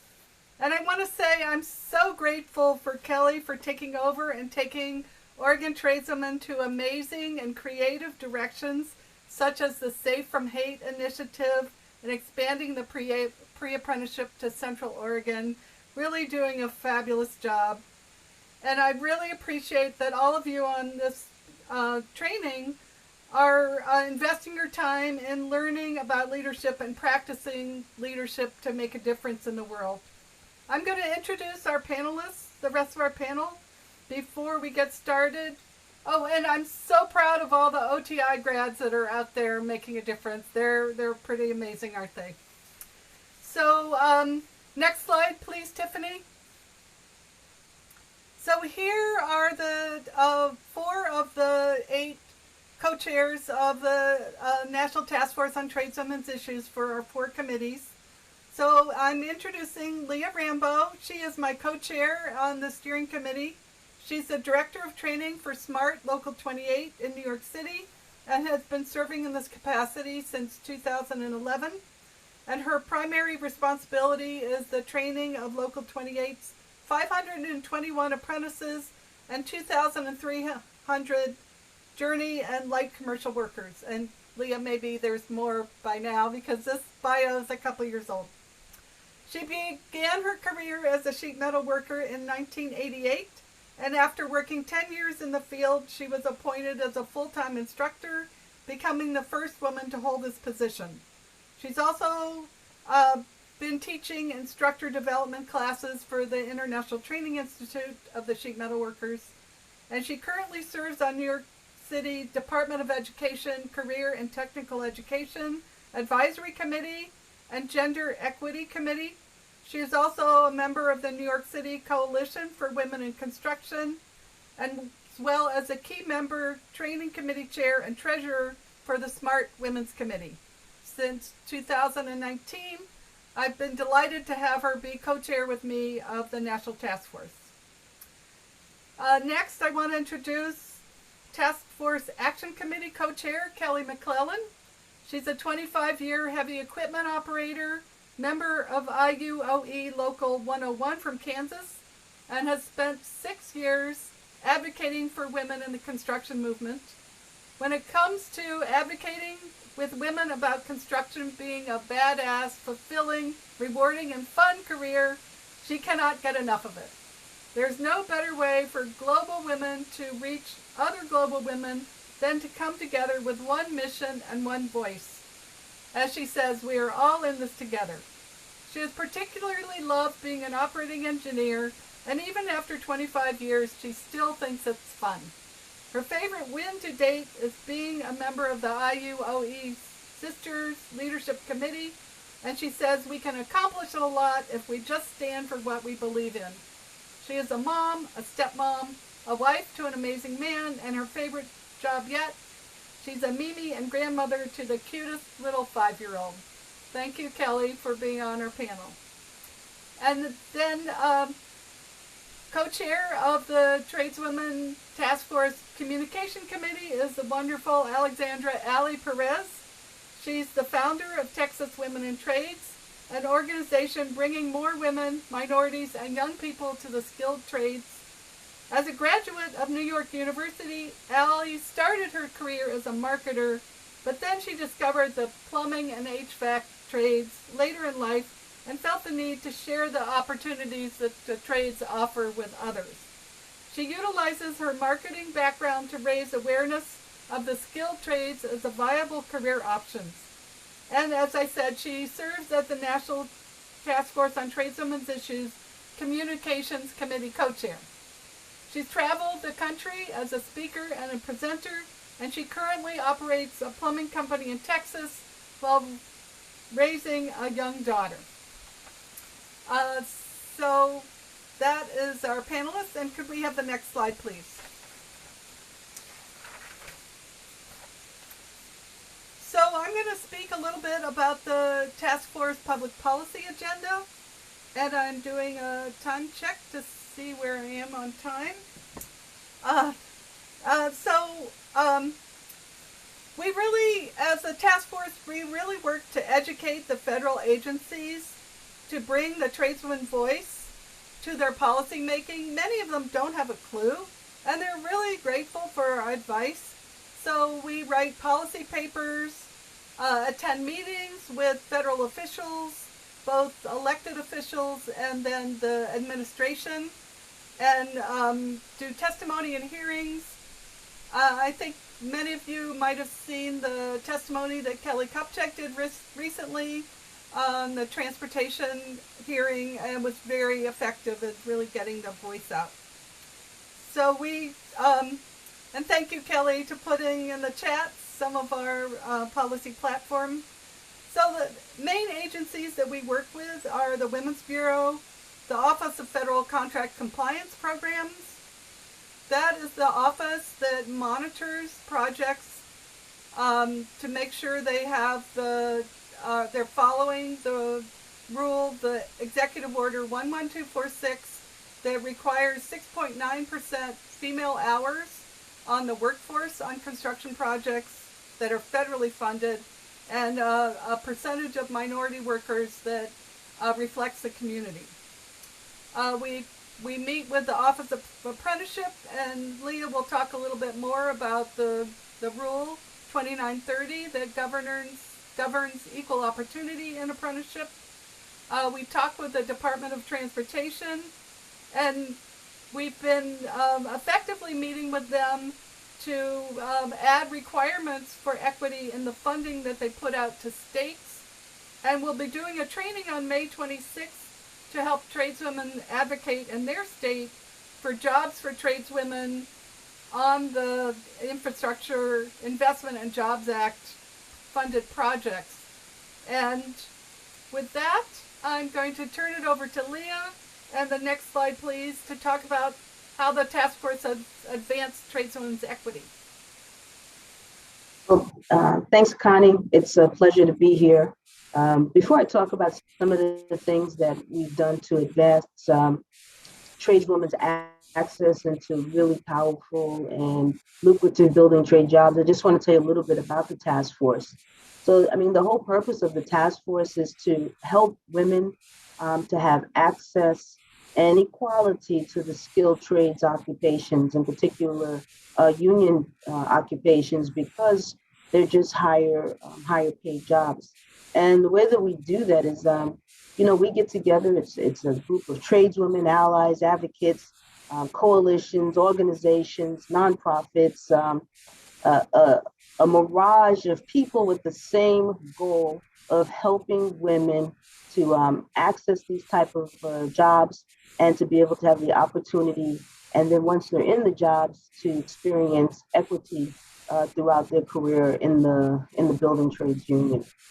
And one of the ways that we see that we can do this is being able to influence the people around us. A lot of times with education. So, when we talk about federal legislation, some of the things that, that we look to do is we look at the rules that are coming out. For instance, the infrastructure bill. This is billions of dollars that's needed for American construction in our country. And we need to make sure that half of our population, which are women, also are included. So, the task force looks, we look at these bills and we look at ways and try to fine tune it so that make sure that in every job that's coming out, that women aren't forgotten about, that there's opportunity for women and there's protection for women in these type of jobs. One of the things that I'm most proud of is our education with the Office of Apprenticeship and our comments in terms of influencing the EEO regulations that hadn't been updated in I don't know, maybe 50 years for apprenticeship training. That most building trade unions, we go through an apprenticeship training. But what's the equity for women? What's the equity for minorities or minority women in particular? And so, we scrubbed through those rules. We gave comments and based on our experience. It's like Connie, myself, Allie, we're coming out of the trade. So we went through the apprenticeships, we've experienced it, and now we can really kind of speak in an authoritative way to a lot of these federal agencies when they're making these rules. So with the EEO regulations, one of the key components was, one, making sure, it sounds simple, but making sure that there was somebody that was responsible to handle complaints. When an apprenticeship runs into a female apprentice runs into a problem on a job, who does she go to? Is it the foreman? Is it the shop steward? Is it the training coordinator? So making sure that these apprenticeship programs have a policy that shows exactly how to handle complaints, and so that the apprentices are aware of it. And to make sure that there's training. When there are people that are dealing with apprentices, they need to have some type of training dealing with hazing, harassing, and bullying. We in the past, we talked a lot about discrimination on the job, but before discrimination in a legal sense occurs, usually there is hazing, there is harassing, there is bullying that takes place. And many women that come into the trades, they love it, they can do the work, but they're not able to be retained. The retention rate is low because of the job conditions. So that was a key component for the task force and looking at these regulations, CFR 29 Part 30, looking to make sure, is the access available? How are we recruiting? Where are we going to find women to make sure that they can make up a sizable population within the building trades apprenticeship programs, so that we can move that needle that had stayed on 3% for decades up to 5, 10, 15, 40%, which are really realistic numbers when we look at the population and we look at the types of work that the building trades do. There's really simply no reason why women can't have access to it and to be very, very successful in the trades. When it comes to certain federal grants like the WANTO grant, the task force is active to make sure that funding is there. These are type of grants that are specifically designed to help programs that are feeder programs to apprenticeship programs that train women, pre-apprenticeship programs to help them have the skill sets that's needed for the building trades. Another thing that I think is key is not just how you recruit, but making sure that every complaint is addressed. And that's another one of the regulations in particular that's in the EEO regulations for apprenticeship training. When it comes to sharing best practices, because it is a national task force, we're looking at places all over the country. The previous panel, so many of the women in the area of Oregon and Oregon's Tradeswomen, and we can look at the practices that they've done, Chicago Women in the Trades, and so many other organizations that are working hard to make sure that women have this opportunity in the building trade programs. And we can look at individual unions, locals, what are they doing in terms of childcare? What are they doing in terms of violence on the job? How do they handle internal complaints? And then we're able to share them, put them in one place, so that no matter where you are in the country, and for that matter, no matter where you are in the world, you're able to see a way to handle a challenge that you may not have previously seen an answer to. And then lastly, I want to talk about mentoring. We know that myself and many others, I've been in the trade for 34 years. As we're getting up in age, you've got all this knowledge, this information, and when you retire, who's going to take over the reins? So the task force is really spending a lot of time, a lot of energy trying to figure out how to mentor women, how to include women of color in this advocacy work, and to help them to not only to take on these type of concerns within the trade women's movement, but also within their own individual local unions, their own individual international unions, so that exposure is there. Exposure is there to the men that are currently in power, to help them to understand the benefit of opening up our arms and making sure that women have access to these industries. So with that, I'm going to go ahead to the next slide, and then we'll turn it over to Kelly to talk about some of the work that the task force is doing globally. Hi, yeah, I'm Kelly McClellan. I'm an operating engineer out of Kansas, as said before. I'm also the co-chair of the Action Committee for the task force and a founder of Tradeswomen Building Bridges. We are a network of North American tradeswomen who, basically the same as Congresswoman said, hope to grow the networks and raise the voices of women together globally. You'd be surprised that, all the women that work in the construction industry across the globe actually have the same exact issues we have here in North America. So in the Action Committee Task Force, we meet, let's just say we meet the fourth Wednesday of every month. We also try to make sure that there's things that tradeswomen can do in their local areas. And so we're having an action clinic that will help you understand what you can do for all these policies that Leah spoke of and Connie spoke of. You can always go to our website, obviously. That's where they're all posted, and our great Ally communicator gets everything out on the Facebook page. We have the great pleasure. My co-chair, Cindy Frank, who's a retired carpenter out of Missouri, she and I have the great pleasure to have the action table that you see here in the slide at the Tradeswomen Build Nation Conference. Some of you have asked about it. It's, if you can get 2,000 of your sisters together and have a good time, or up to 3,000 of your, favorite friends, it's always fun. The action table could always use some people to come help us out. We have a great time when we sit there and we share our information about how you can get involved and about the task force and things that are going on. And of course, if you ever see any of those infamous posters during the banner parade, that's at our table. Come join us. We love to make the posters. It's always a good time, and we have, it's a weekend of great camaraderie and learning and education and fun at the conference.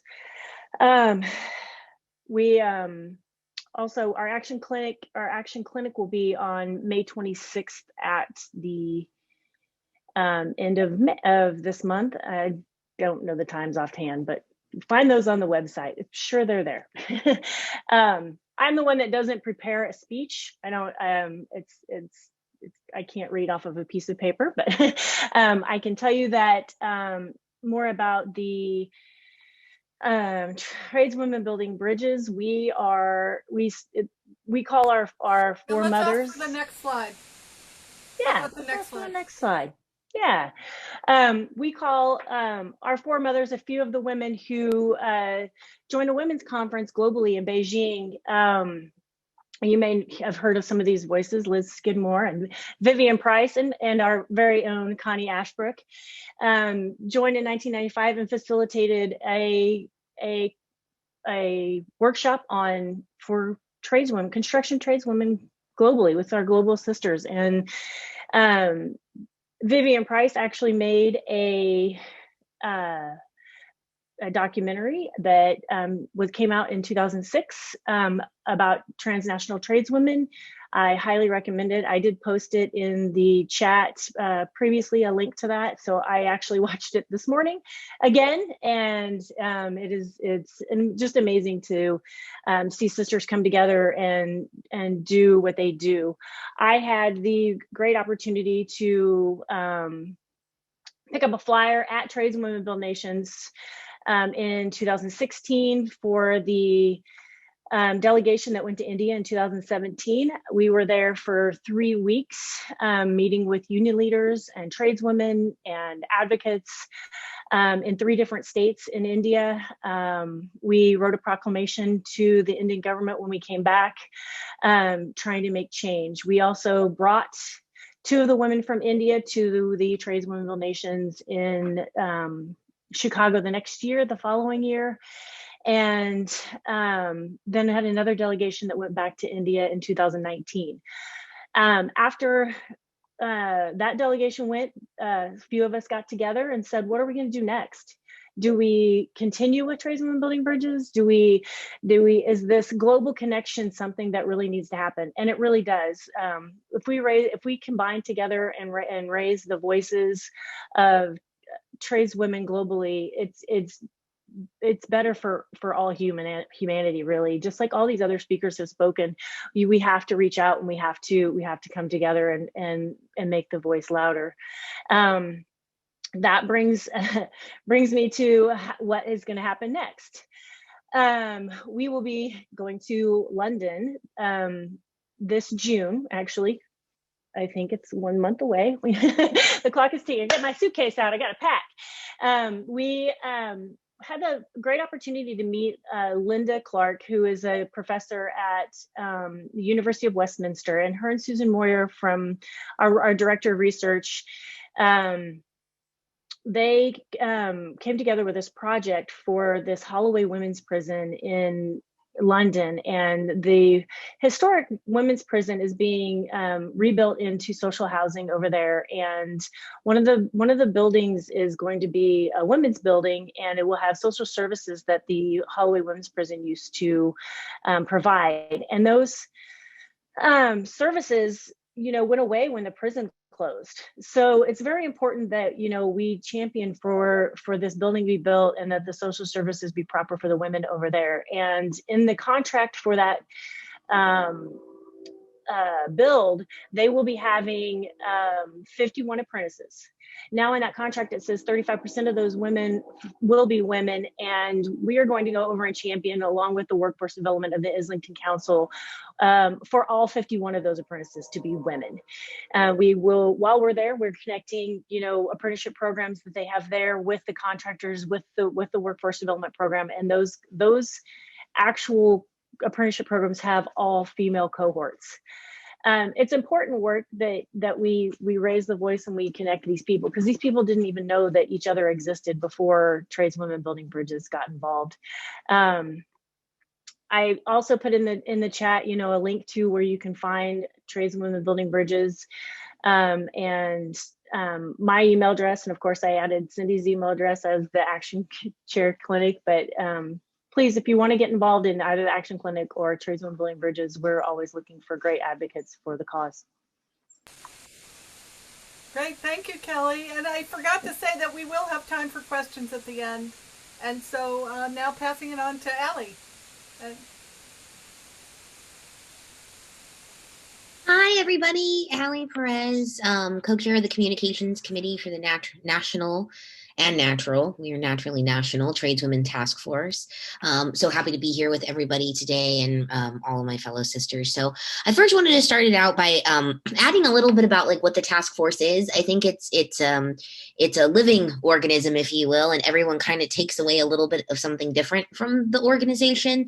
It's an opportunity for us to pool resources. For example, like Texas Women in Trades is a super small organization, but there are organizations like Oregon Tradeswomen and Tradeswomen Inc. and Chicago Women in Trades who have done the work, you know, and so it's a matter of not us, our smaller orgs, not recreating the wheel, but really pooling the resources of the larger organizations for orgs like mine that don't necessarily have those funds or resources. So that's a really great thing about the task force. Additionally, it really kind of utilizes everybody's talents and skills. So for example, me, like as a marketer, right, like I can feel like I consider that more my trade than plumbing, honestly. You want me doing your marketing, not roughing in your house, but the skill, like the talents and different skill sets that people have are in full use. And so in our group, we have marketers, we have legal eagles, we have lawyers, like actual lawyers here. We have activists, writers, creators, content writers, organizers, researchers. We even have male allies, you know, which is really great. So it's not just an organization of women, it's for women, but it's we also have a lot of really strong male allies in the org as well. So that's just kind of, you know, who is this task force for? It's for everybody, right? So anybody and everyone can participate, and I encourage you to do it. It is incredibly fulfilling work to see, you know, all of these efforts come to fruition. So a little bit more about us, how to become more involved. Naturally, that's the next step, right? We come to conferences like this and we get all excited and hoorah and geared up. And then now what, right? What do you do next? So we've tried to help answer that question, and we have some solutions here for you. So we will be at the Tradeswomen Build Nations conference. If you haven't been, I've only been to one, so I don't consider myself an expert, but it was an incredible experience. I highly recommend going if you are able. And we do have an action table there that is awesome. And so it's a great opportunity to meet other people, other tradeswomen, people that you've seen today. Very, very cool. The other way to become a member is to join a committee. We shared the other committees with you a little bit earlier, but I can go through them one more time. We have communications committee, which is my committee, where we do social media posting, we do press releases, we do just kind of all kinds of different campaigns. We have a photo campaign that's coming out to gather tradeswomen photos. We do share your stories and interviews, so really cool stuff on comms committee. We have the policy committee, which is more of those legal eagle minded people who are really interested in changing law and have the skills to do it. So if that's an interest to you, we have the policy committee. The action committee, which Kelly talked about a great deal about, you know, doing different clinics, how to get people involved actively in your area, really great boots on the ground kind of stuff there. And then we also have our research committee, and that's comprised of our researchers. And my co-chair is actually a researcher, Eve Mefford. So a lot of us kind of also are on different committees as well. But joining a committee is a great way. A lot of us meet monthly or every other month. And it's a great way to become individualized, to really use your skill set to help whatever that skill set may be. Our website is pretty snazzy. It is tradeswomen-taskforce.org. If you go and check it out, it's got a lot of great resources on it. If you're not sure what kind of resources are on it, we made a YouTube video from our YouTube channel. So after I'm done chatting you up, I'll add that on there, but we have a really great YouTube video about our website and all of the resources that are loaded on there. Lists of women's orgs across the country in North America, got that on there. Examples of documentation in legal language and bills and laws that, you know, we've worked to and provided recommendation for, all on there. Links to the research and reports that have been done by great orgs that we partner with, like IWPR, are on there. So really great catalyst of information for you. So please check out our website. It's pretty cool. And if you need to know how to use it, check out our YouTube about our website. And then, of course, we also have social media. We try to stay super active on it. We have a Gmail group, a Google group. So if you're interested in staying up to date on our emails, you can sign up on our website. So I encourage you to do so. We email pretty regularly. Every member is able to share. So if you have things that you want other orgs to know about, that's kind of the forum for us to do that via email. So get added to our email list while you're on our website. And then also while you're there, check out the links to our socials, because we do social posting. And sometimes if you send an email, we're able to share that on our socials. And our socials have, thousands of people following it. So it's a great way to get your message out there. And always feel free to email me directly or the task force if you have information you'd like shared on our socials, because we're happy to do it. And we're on socials like Facebook, Instagram, Twitter, and then our YouTube has some really great videos, like how-to video, use our website, and other videos of people speaking like Kelly, in a legal way and in legislation, all that cool stuff. So very, very cool, chock full of information. Check out the website. And last thing about the website, because I'm obsessed with it, is our Take Action link. There's a link there that you can take action. It's a super cool button on top. Click that guy. It's going to take you to another page where it kind of goes through a step-by-step. Like if you want to get more involved, if you want to start writing letters or building relationship with your local, political leadership, gives advice on how to do that kind of in a step-by-step way, how to find that leadership. It has links to, put in your zip code and you can find out who your people are. You can email them, you can social them, it's a really great resource. So if you're even more empowered and want to do something like right now, go check that out, because you can do that immediately. Cool. And then the last thing I'll mention is I'm also very proud to be a part of the Tradeswomen Building Bridges as well. I was a London delegate, but I am snowbound here in Texas, not really snowbound, but I won't be flying, but I'll be working here remotely with them while they're over there. But something really great about that is that there's not just a London delegation where you can kind of go and take these trips to different countries and start to learn about tradeswomen experiences all over the world, but they also do something called an international call, where even if you're unable to travel, I think you'd be able to participate in just chatting with other tradeswomen from like all over the world. So that's a really cool option too. All of these things are free. It's as much or as little time as you want to put into it. So getting involved, just because, you want to get involved, it can be something that takes just, 10 minutes or something that you want to devote a lot of time to. But if you're interested, of course, please reach out to us. We're happy to hear from you via email or our socials. Please follow us and like us if you can, and share our stuff. It helps other tradeswomen as well. So you're just really kind of helping our network. So appreciate you guys being here. And if there's any questions about that, I'm happy to take them.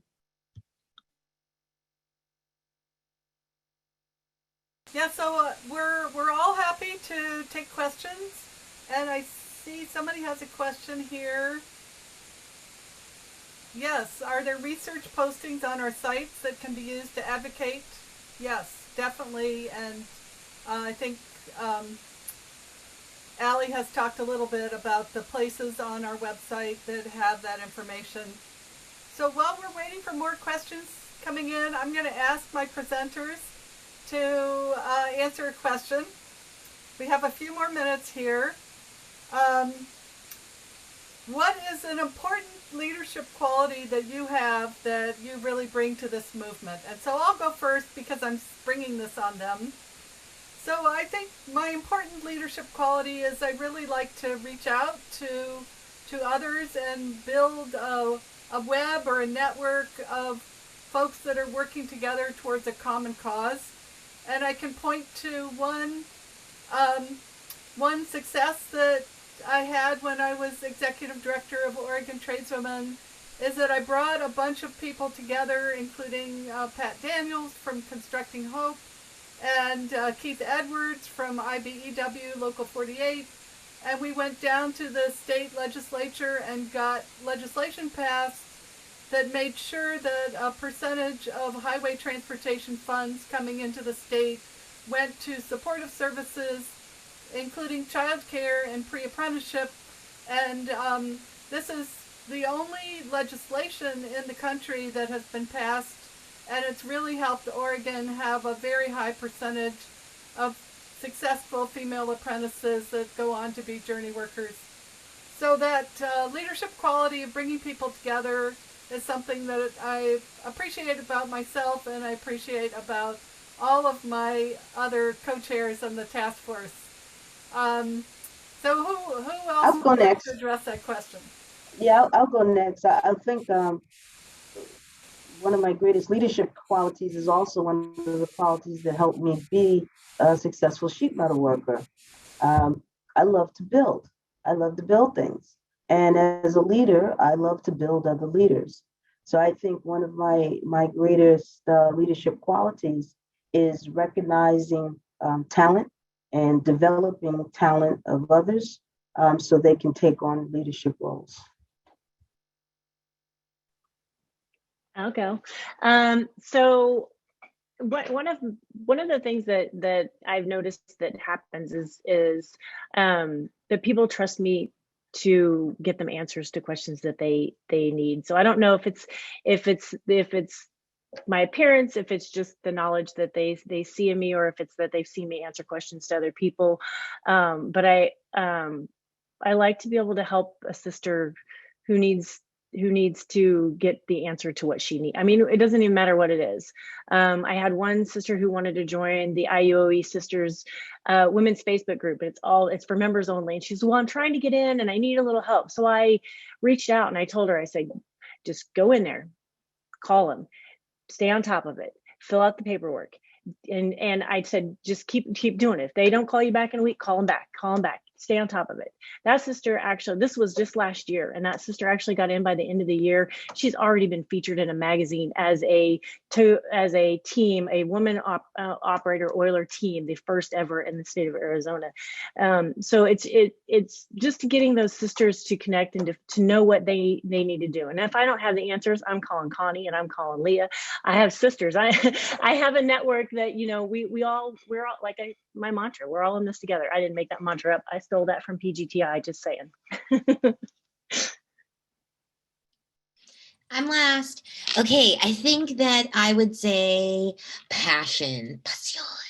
I'm come from an acting background. Like that was my first life, what I thought I would be doing, and I do feel like I use that all the time, and I feel like I just really try to bring an energy, a relentless energy of persistent and consistently going to be there. But I also try to make it fun, and I try to just let people know that they're loved, you know, and that their time is appreciated and that they're appreciated. And I think that means that people want to be around me more. And so I get to be in cool conversations and, you know, invited to things where I'm able to listen and learn and glean and grow. And then also, as I gain more confidence, contribute to those conversations. So like, I'm a huge fangirl of the Department of Labor Women's Bureau Chair, Wendy Chun-Hoon. And over time, she's learned that I'm a marketing person for this movement, right? And so that kind of was like, what? So, you know, I think that it kind of helps, it has helped me a lot. And it also helps me sleep at night because I'm exhausted by the end of the day. Well, we just had 5 more minutes, so I'm going to answer a question here from Connie Smallman.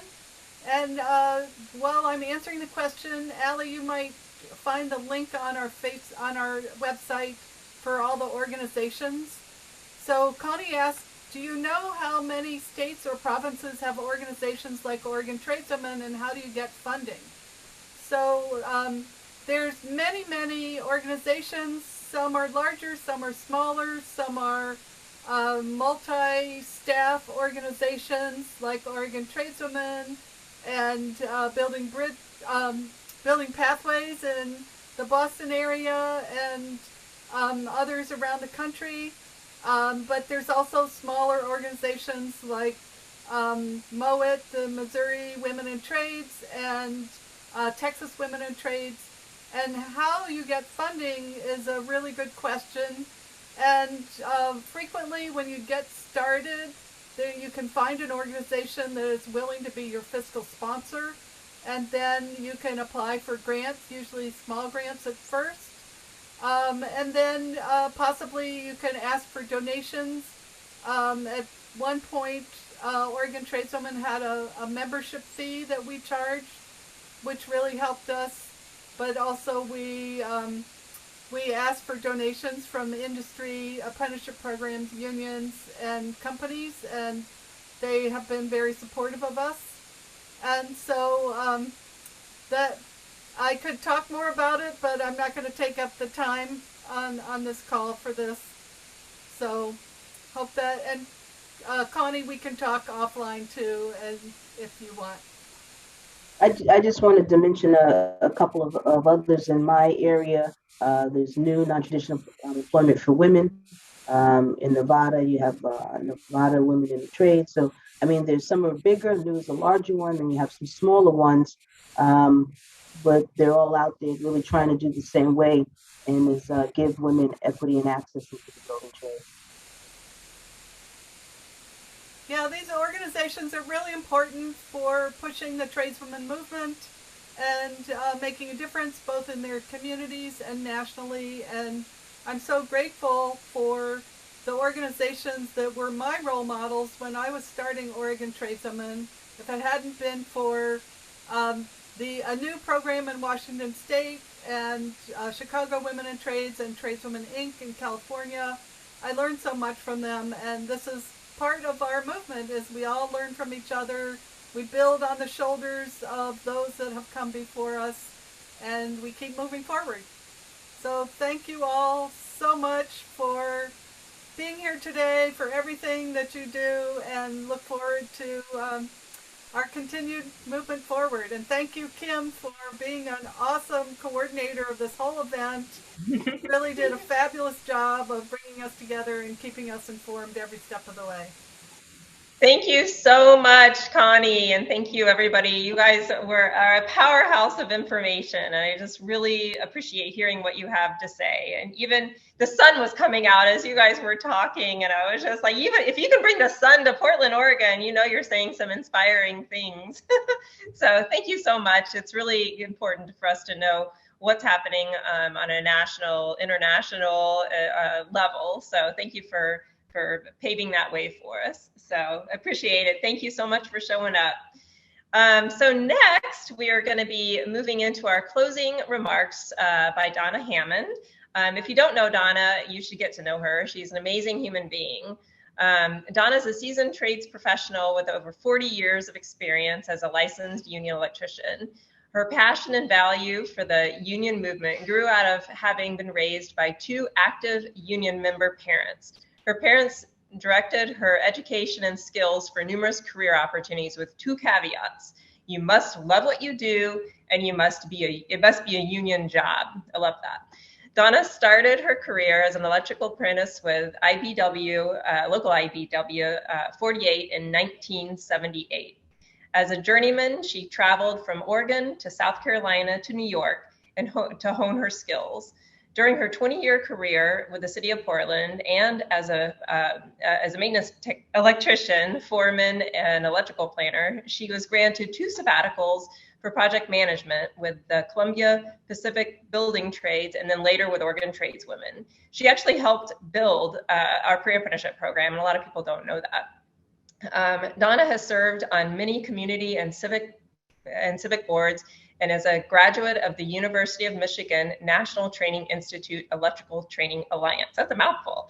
She is currently on our board of directors for Oregon Tradeswomen as well.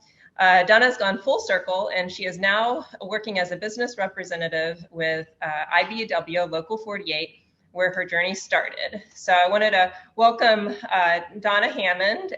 She couldn't be here today, but she did submit a video for you, and I want to hand it over to her. Good afternoon and greetings from Chicago. I'm Donna Hammond, a sister in the Brotherhood of Electrical Workers, IBEW Local 48. Card number D666185, she, her, hers pronouns. This week, it was an honor to represent the members of my local union here in Chicago at the IBEW 40th International Convention. But today, this afternoon, I am truly honored to share the closing remarks for the OTI Leadership Institute. And I'm truly appreciative of all of you who were able to gather to grow here today. So what inspired you? What inspired you today?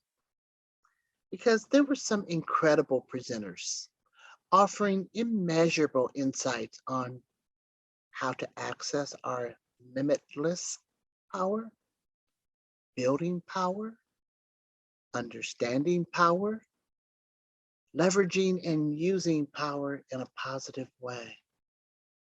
Your own phenomenal personal power.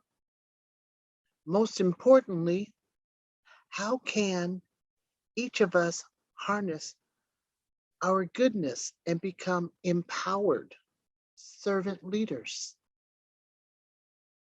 Let me ask you another question. Think about this.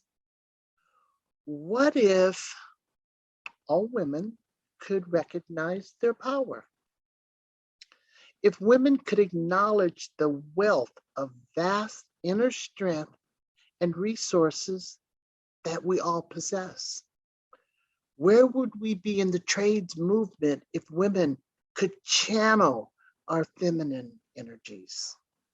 You know, that mama / sister / auntie / closest confidant in the world's superpower energy, and to pour it into policies and political action. Where would we be as a society if we could fully access our spiritual gifts, our intuition, and be able to apply it to everything we do and touch in this life?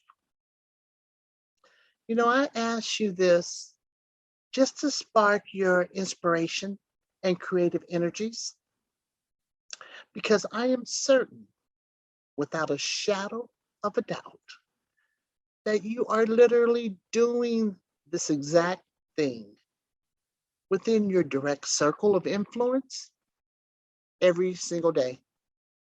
Some days in a big way, and then some days not so much, a little smaller.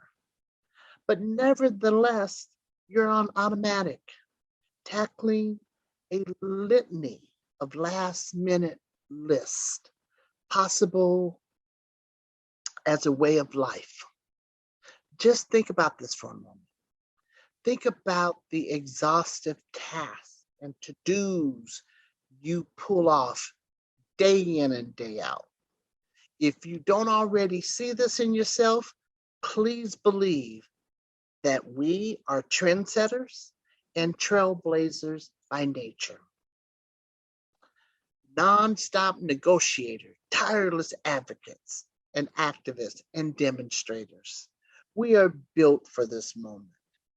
And it's no coincidence that you are right here, right now, today. That you are here participating, gathering the wisdom of those who came before you. You know, as I sit here and I think about all of the milestones that I've crossed by harnessing my own personal power, I acknowledge and I give thanks and homage to the many people who came before me to make my path possible. I'm grateful and humbled to be a beneficiary of the civil rights movement. I acknowledge that. And then there's that executive order, critical, Executive Order 11246, that was signed in 1965 by President Johnson, that made it possible. It forbade discrimination by contractors in the workplace on U.S. government projects. So I stand on the shoulders of many a man and woman who wanted equal rights to the American dream and fought for that access and respect. Some lost their lives for it. That makes it sacred. You know, I was taught by my parents that I was not to be defined by my gender nor my ethnicity, but by my character and my work ethic. Back then, I didn't realize that I would be considered a trailblazer for other women, and especially women of color, for the work that I was doing. I was just following my heart and did what I felt was right for me. To be honest, there were times when my main concern was providing, or I should say proving, to my male counterparts that I was just as smart, just as talented and skilled as they were, and to not judge me by my outside, but to get to know the real me. My road was not easy, but I showed up every day with my armor of love and my willingness. You know, with that, I garnered and aligned myself with many advocates along the way, both white, Black, men, women, who encouraged me throughout my journey. It was this support that helped me survive those early days on the job and to earn the respect of my coworkers. I am truly honored to say that they are no longer my coworkers. They're now my family. They're my union brothers and sisters, my siblings. And I have been in this movement my entire life. And I have now come full circle to be here today because I sat on the very board of Tradeswomen back in the day to create this organization. So it's with great pleasure that I offer these closing statements. What I'd like to leave you with today is a call to action. What will you commit to doing and leverage your goodness and power? What skills or techniques will you implement to make certain that you are developing your understanding around the depth of your true potential?